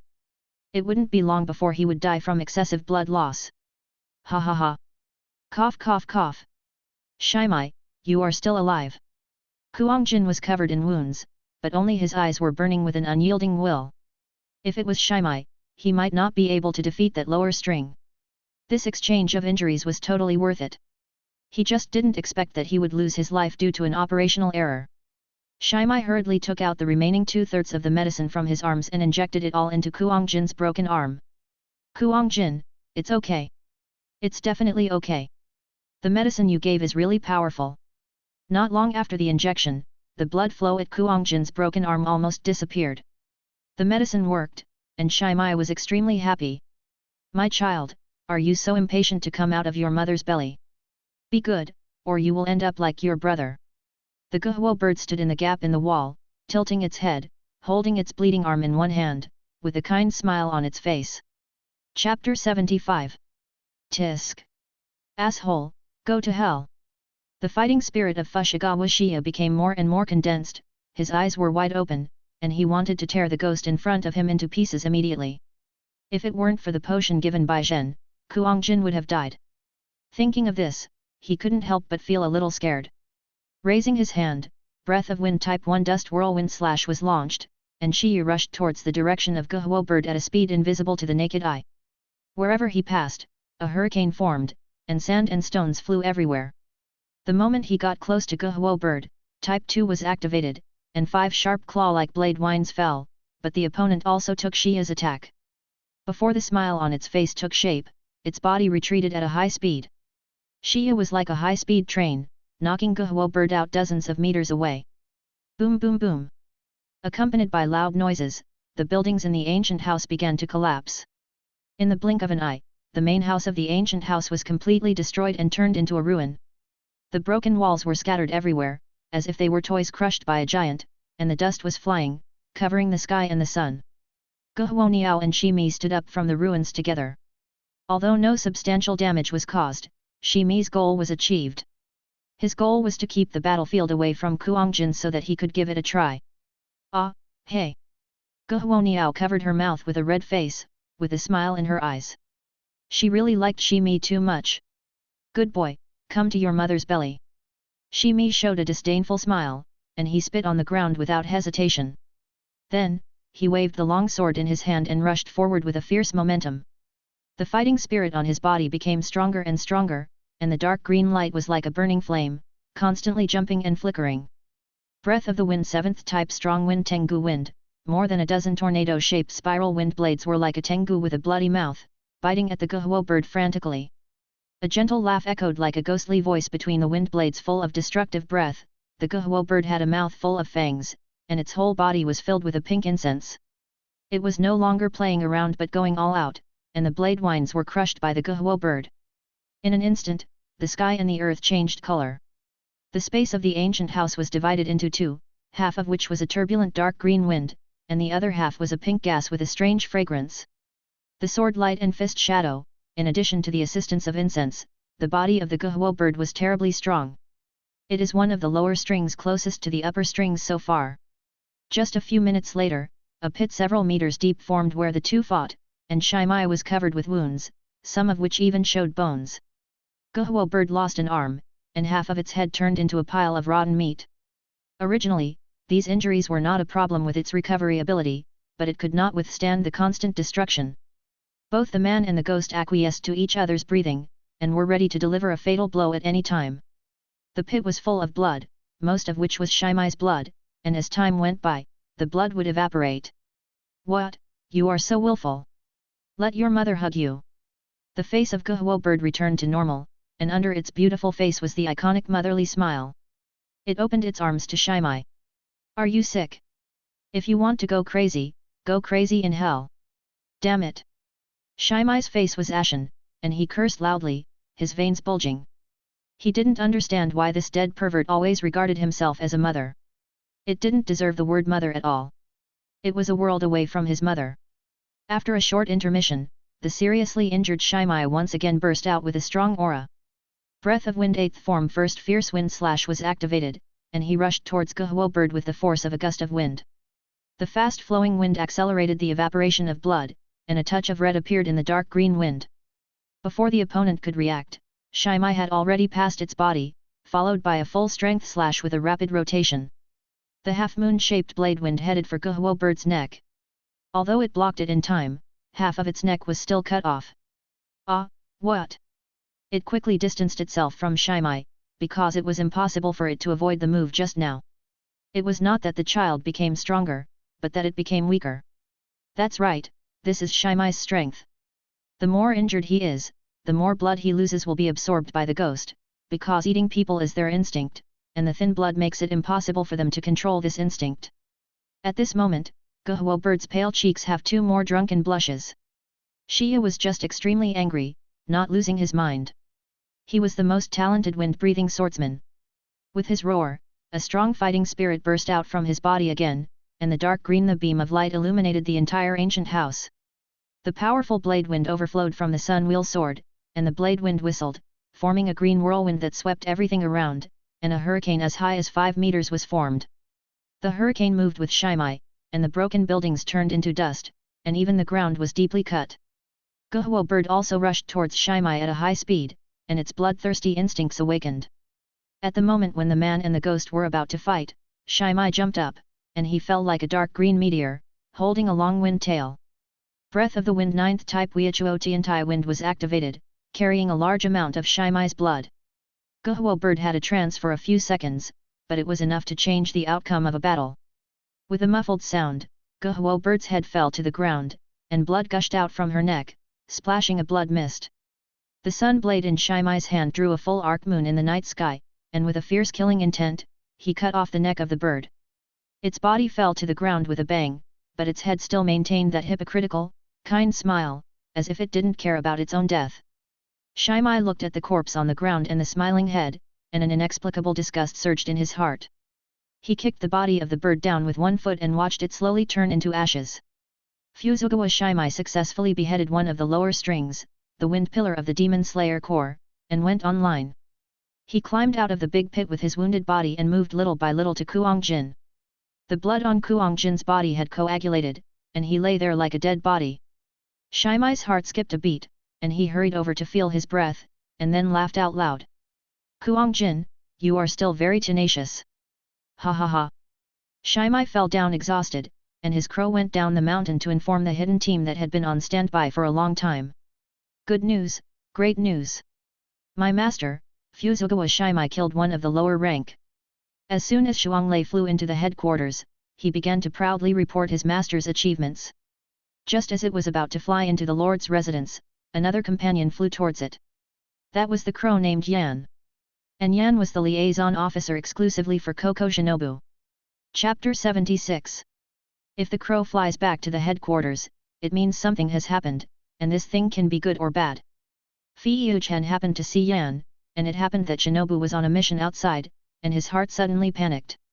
What he feared most was that Shinobu would have an accident, even if according to the development of the plot, Shinobu was safe until the beginning of the main line, but he was just afraid. Because this is not a false world, everyone is a flesh and blood existence, and there are inevitably some variables. Yan flew into the Lord's mansion, and Fei Chen followed as fast as possible.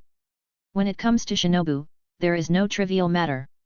He pushed open the door of the Yabayashiki family's mansion in a panic, and this performance stunned Yaya, who was checking the letter in the pavilion. When has the Dayazu, who has always been confident and calm, ever been so panicked? He glanced at the letter in his hand and understood instantly. After all, this was the news sent back by Shinobu, no wonder he was really panicked. Zhen. Yaya's voice, as warm as the spring breeze, calmed Fei Chen's heart. Don't worry, I'll tell you slowly. Yes. Fei Chen suppressed the urge to snatch the letter from Yaya's hand and sat down obediently.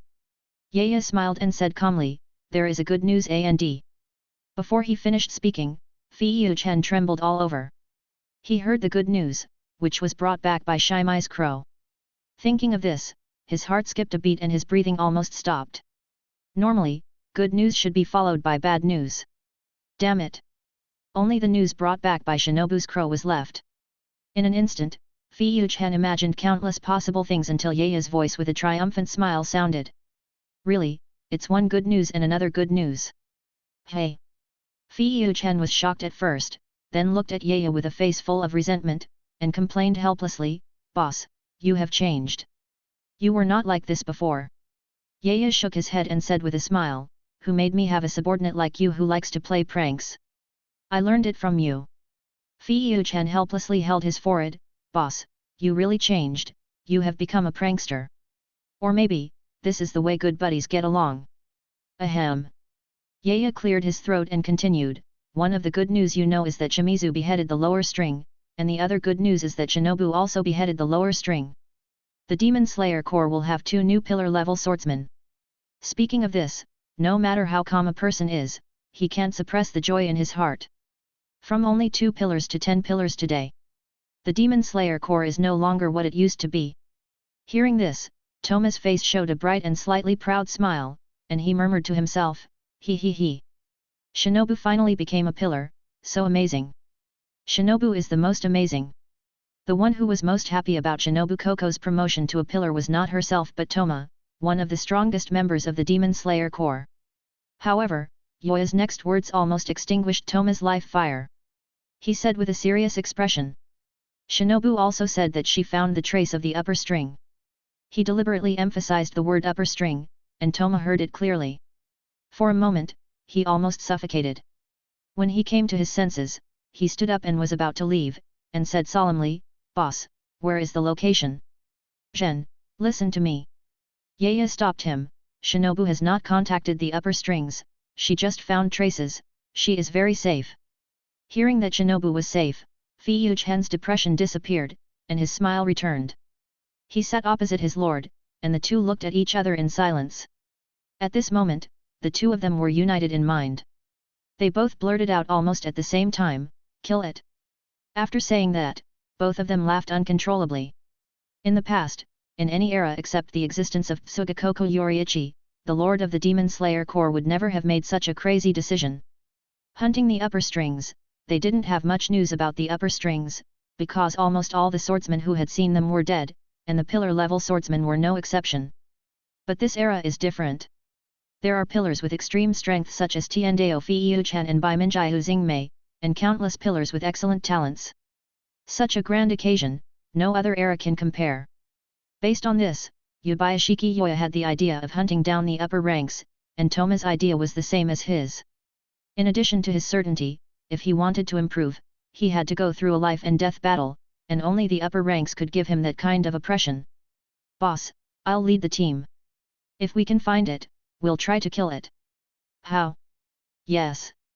Yabayashiki Yoya immediately began to give Koko Ninja reply, and send the crows in the courtyard to call all the pillars at the headquarters. After a while, the temporary meeting of the pillars began. The theme of the meeting, beheading the upper strings.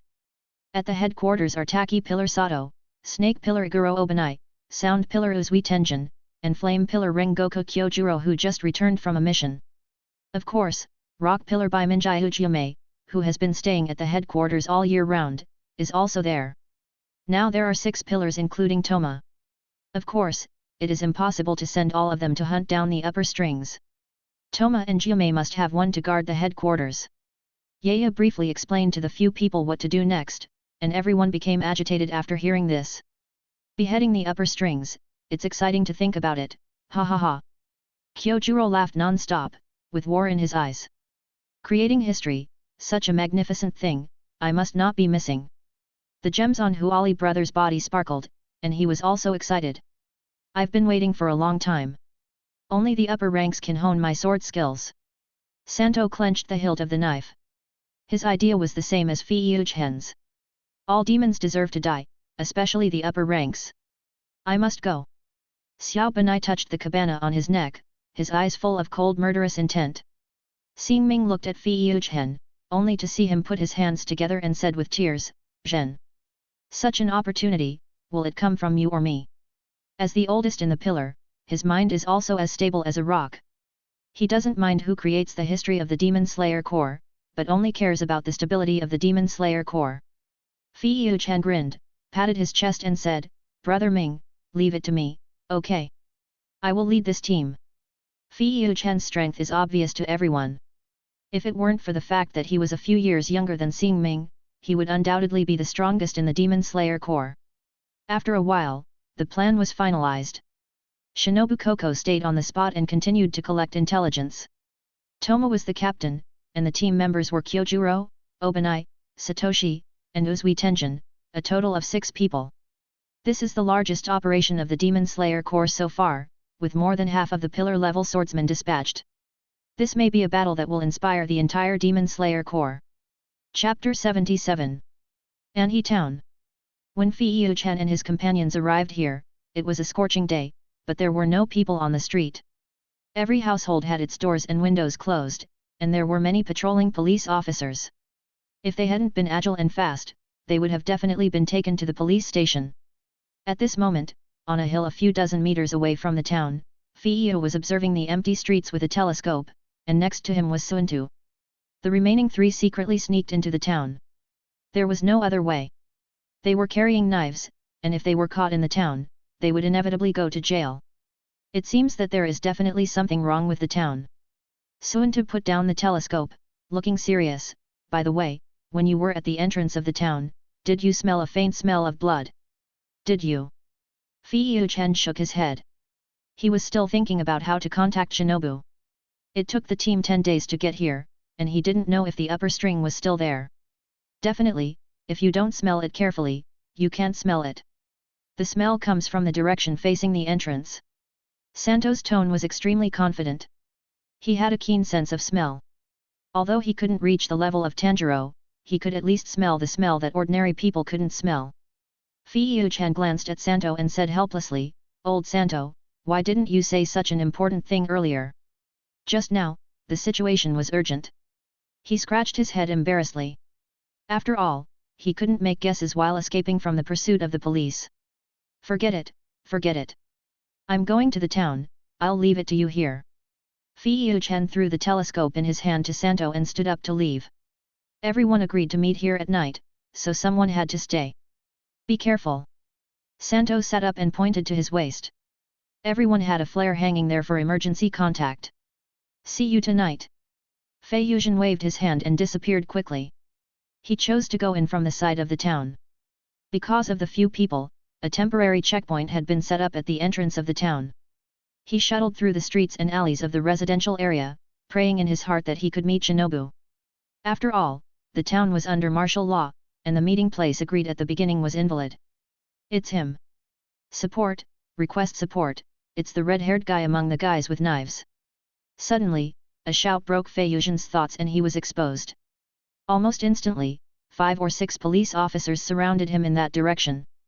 The most unfortunate thing was that Fei-Yuchen was in a dead end. I'm really convinced.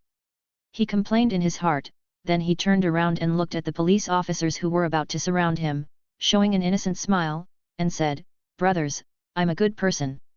These days, anyone with a knife is a desperado. Just surrender. More than 100 people have died in the town recently. The police officers approached Fei-Yuchen little by little with guns raised, and one of the newcomers fired a shot with a trembling hand. The leader was stunned. Who the hell told you to shoot? Unfortunately, he couldn't stop the bullet from shooting. Just when everyone thought Fei Yuzhen was dead, they all widened their eyes. The bullet was cut open, and the two bullets flew around. The boy in front of them was unharmed. Before everyone could react, Fei Yuzhen had already come to the side of the man who fired the gun. The atmosphere suddenly dropped to the freezing point, because several people saw the power of this warrior. They always thought that the knife-chopped bullets was a legend, but who knew that this guy was serious? Be careful next time, rookie. Fei Yuzhen patted the young policeman on the shoulder and walked out of the dead end. He didn't run just now because he wanted to get some information, but who knew that some idiots really shot, and he didn't want to pay attention to these idiots in an instant. It's better to investigate by yourself than to ask them. The police could only watch Fei Yuzhen leave. They didn't dare to move, for fear that he would come back and chop people. At the same time, there was a person standing in the shadows on the side. It was Xiao Beinei, who was attracted by the gunshot. He frowned, glared at the group of policemen fiercely, and said coldly, "A bunch of idiots, trash, tisk." Shake off the policeman, Fei Yuzhen quickly hid in the winding alleys. He observed the surroundings while moving deep into the town. The source of the bloody smell mentioned by Suunta was there. When he passed a house in the alley, the house suddenly opened, and then Coco Shinobu poked her head out. Without giving Hiyu any chance to be surprised, Shinobu pulled him in. He never thought that he would meet Shinobu in this way. In the dim candlelight, Hiyu pressed tightly against the wall, breathing a little hurriedly. At this time, Coco Shinobu was lying on him, with one hand on the wall, the index finger of the other hand gently pressed on his lips. Shinobu made a shushing gesture, and at this moment, the voice of the police officer came from the entrance of the alley. "Hey? I clearly saw a figure running over." After a while, the footsteps of the police officer faded away, and Shinobu Coco slowly left Fei Yuzhen. Before she could speak, Fei Yuzhen hugged her in a bear hug. "Shinobu. I'm glad you're okay." He hugged Shinobu Coco tightly, fearing that he would lose her if he let go. His voice was filled with uncontrollable excitement and joy, and even trembled a little. Shinobu Coco was startled by this sudden move, but when she felt the familiar and warm breath of Fei Yuzhen, the surprise in her heart gradually turned into a kind of touching. She raised her head slightly, looked at Fei Yuzhen's affectionate eyes, and couldn't help feeling a warm current in her heart. "Really? I'm fine," she said softly, with tears in her eyes. She reached out her hand and stroked Fei Yuzhen's face, feeling his warmth. "Ahem. Let's talk about the past later. We should talk about the town." Obenai's untimely voice sounded, and he followed all the way to find this place. Fei Yuzhen glanced at him resentfully, and said with a little displeasure, "Can't you show up later? Good for nothing, we are here to kill the upper strings." "I know. What's wrong with hugging? It doesn't affect my killing of the upper strings, you unromantic guy." Fei Yuzhen frowned and sat down aside. Coco Shinobu also pulled out a stool and sat down, while Kobana leaned against the door frame. "I know a lot of information. Also, the headquarters only sent 2 people. Is there really an upper string?" "No, no, no." Fei Yuzhen waved his hand and explained, "There are 3 more people. This time, more than half of the pillars have been dispatched." Hearing this, Coco Shinobu covered her mouth in shock. "What about the others? Should we wait for them before I tell you the information?" Beinei opened the door a crack and taunted mercilessly, "They should be here soon. You two have a terrible anti-tracking awareness." Chapter 78. Xiao Beinei said this very elegantly. Just hearing Huali's voice coming from the roof, Fei Yuzhen looked up and saw that guy squatting on the beam at some point. He was indeed a ninja. "Huali, can you come down to talk?" Fei Yuzhen sighed. Sooner or later, he would be scared to death by him. "Also, when did you come in?" When Uzui Tenjin jumped off the beam, there was no sound at all. After all, this is the basic operation of a ninja. He patted Fei Yuzhen's shoulder and said with a smile, "When you two were hugging each other sweetly." Hearing this, Coco Shinobu quickly lowered her head and felt a little embarrassed. It was so embarrassing. After that, Huali sat down next to Fei Yuzhen and waited for the group meeting to start. After a while, Kyojuro's hearty laughter sounded, but his voice was very low. This highly recognizable voice did not need to be questioned at all, and Xiao Beinei decisively opened the door. Everyone is here. Kyojuro walked in with a large bag of lunch boxes, looked around, and asked, "Does anyone want to eat?" Fei Yuzhen was the first to raise both hands in agreement. He was worthy of being the eldest brother for being able to get lunch boxes in this situation. By the way, Lao Xian is still in the old place. Wait for me to notify him. He put down the lunch box he just picked up and hurried out. Come on, eat your meal. Xiao Benai rolled his eyes at Zhen, with an extremely disgusted expression. My crow went to notify him, and he should be here soon. Soon, the large bag of lunch boxes that Kyojuro brought back was left with only the one left for Xiantu, and this kid happened to knock on the door of the hut. I am Xiantu. Everyone was present, and Koko Shinobu shared the information. She cleared her throat and said, "First, I encountered the lower six when I came to this town. It kept saying that the upper six was coming, and it repeated many times. I didn't care at first, but after thinking about it, I decided to stay in the town for a few days, so I rented this room. On the third day after I killed the lower six, a murder occurred in the town, and then the government blocked the town. Because there were more than 100 people killed and missing in that murder, to be honest, this number doesn't seem to be done by humans, plus the words of the lower six, so you know. She only investigated these, and then received the order from the Lord to stay on the spot. Is the house where the dead person lived far away from the entrance?" Santo asked first. If what Koko Shinobu said was correct, then the smell of blood made sense. Yet. Shinobu nodded and added, "That's the largest family in the town. Their mansion is at the innermost part and it's now blocked. When are we going to that mansion?" Xiao Benai's eyes shot out cold murderous intent. After all, the upper rank may still be in the mansion. Isn't this a chance to come alive? No, we have to wait until night to act. You know the situation during the day. Santo immediately poured a basin of cold water on Xiao Benai. Oh. Xiao Benai immediately lost his target and his eyes were dull. Old San is right, and we can't go out at the same time. One person and I will go to the mansion, and the rest of us will go around the town. Fei Yuzhen touched his chin. The upper rank is not a dead thing, it is impossible for him to stay in one place without moving. Besides, it is difficult to determine which upper rank it is based on this little information. However, he first ruled out the top 3 seats. Kokushibo would not run to a town to kill people for no reason. Doma only eats women, and Akaza only eats strong people. The last 3 seats of Daki can also be ruled out. After all, she likes to stay in the flower street and it is almost impossible for her to leave. Then only Han Tengu of upper rank 4 and Yahu of upper rank 5 are left. Of course, Fei Yuchen has another ghost in his mind that he doesn't want to see now, that is Bame. Makoto. What are you thinking about? Koko Shinobu waved her hand in front of him and called softly. I'm not thinking about anything. Fei Yuchen smiled, he looked around and said, Ninja will lead the way at night, Xiao Benai and I will investigate, and then Shinobu will be outside to watch the wind, and the rest of the people will go around the town. Anyway, Captain Zhen is the strongest person here, and the others agree with his arrangement, so that even if he can't beat the upper string, he can retreat unscathed. Night came quietly, and everyone set off under the cover of darkness. Under the bright moonlight, a luxurious large mansion seemed lifeless. The mansion is located at the end of the town, surrounded by tall trees and neatly trimmed flower beds. The door of the mansion is closed and sealed. There are no police guarding here. Xiao Beinei said puzzled. Ordinary people dare not approach, which shows that ghosts exist. Fei Yuzhen analyzed. Just standing under the wall, he could smell the bloody smell from the mouth of the rabbit. It was very strong. The two climbed over the wall in a few steps. They didn't plan to go through the main gate. You have to be careful. If you find the target, remember to use flares to remind everyone.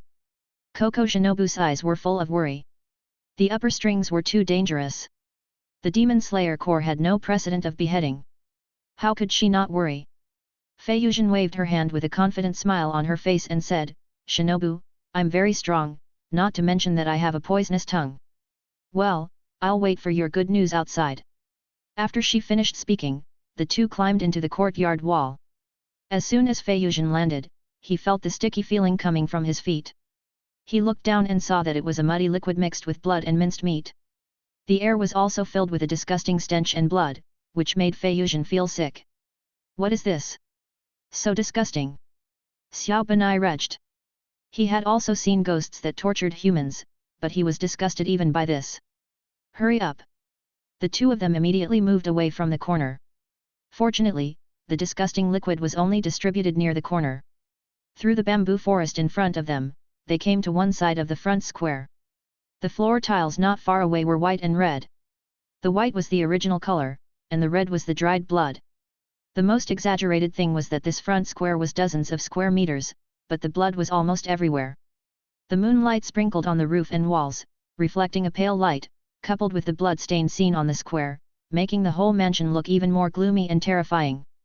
Among the bloodstains, there was a straight blood line extending from the square to the room opposite the gate, as if something was holding a corpse and deliberately drawing it.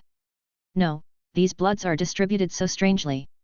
Why are there horizontal and vertical ones? Fei Yuzhen looked at Xiao Benai and complained. You will know if you go to a high place and take a look. Fei Yuzhen looked around and found that the door frame was just high enough, so he climbed up. Looking down at the entire square from a high place, the bloodstains really formed words, or to be more precise, a name. Chapter 79.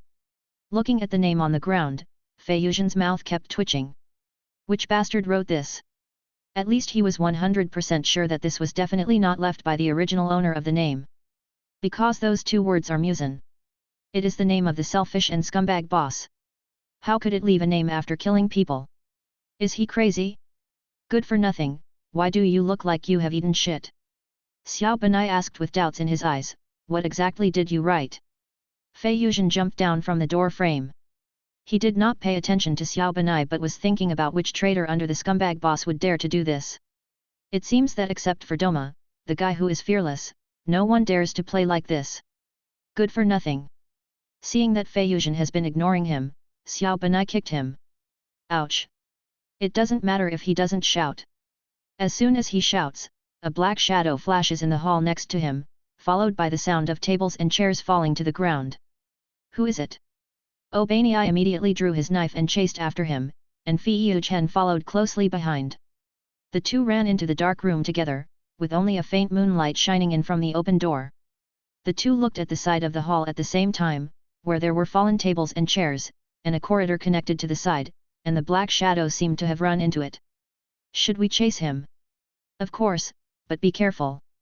Obaniai rushed out first, so that even if there was a trap, Fei Yuzhen would not be affected.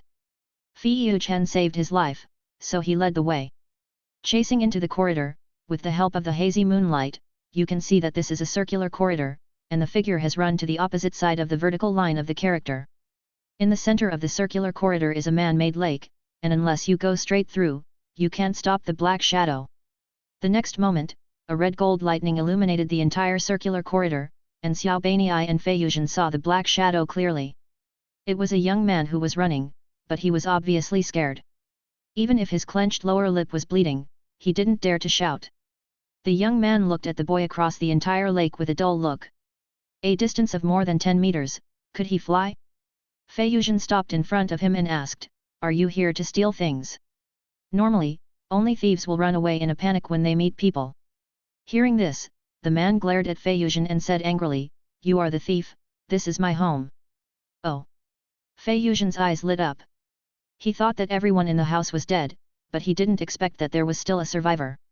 "Have you seen that monster?" Unexpectedly, as soon as he finished speaking, a chilling murderous intent surged like a tide. Before Fei Yuzhen turned around and swung his knife, a winding white snake shadow passed by the young man and him. A crisp sound of ding echoed in Fei Yuzhen's ears, followed by Xiao Benai's voice. That thing ran away. Only the upper strings could disappear in an instant after launching a sneak attack, and there was not even a chance to chase. He turned around and grabbed the man's collar, his eyes full of resentment, and asked viciously, "Did the ghost send you as bait?" The young man rolled his eyes at Xiao Benai, and said, "If you don't accept it, you will be angry." "I don't know what you are talking about." Seeing that the man was still playing dumb, Xiao Benai put the knife on his neck. His suspicion was not unreasonable. The ghost attacked the family but left a living person. This living person suddenly appeared, and then the ghost took action. Then the person who survived must have paid a price, or promised the ghost some conditions. I didn't serve as bait. Those two monsters killed my whole family, how could I possibly help them? Kill me if you dare. The young man had already escaped from the ghost's mouth, and now he was threatened with a knife by an inexplicable guy, so he simply threw the pot into the air. Seeing that the man's eyes were so determined, Xiao Beinei put away the knife and threw it aside. Hey, buddy, what's your name? Fei Yuzhen came over and asked with a smile. After playing the villain, it was time for him to play the hero. Let me introduce myself first. I'm Tiandao Fei Yuzhen, a professional ghost hunter who specializes in dealing with the kind of monsters you mentioned. It's no problem for me to help you get revenge. I'll make it clear in advance that I will never lie. The young man stared at the little brat who looked several years younger than him with doubt, and said indignantly. Little brat, you should go home to find your mother. Fei Yuzhen patted his shoulder and said, I'm an orphan and I don't have a mother. Hearing this answer, the young man was confused. Did he talk about someone's sad story? His tone couldn't help but softened a lot, and he said. My name is Ming Fuxian, I advise you to leave here as soon as possible. As for my revenge, alas. Guilt is. Ming Fuxian's eyes dimmed quickly and he stopped talking. It was obvious that he knew a lot of inside information. Let's take him away from here first. Xiao Beinei was too lazy to listen to this guy's tragic family history and picked up Ming Fuxian. Stinky brat, let me go. Damn, why are you so strong? Ming Fuxian struggled frantically, but he was a young man in his 20s and couldn't beat a teenager. He felt that this world was not the world in his concept at all. He jumped over the lake with lightning on his feet, and his hand strength was beyond ordinary people's cognition. Are these two brats still human?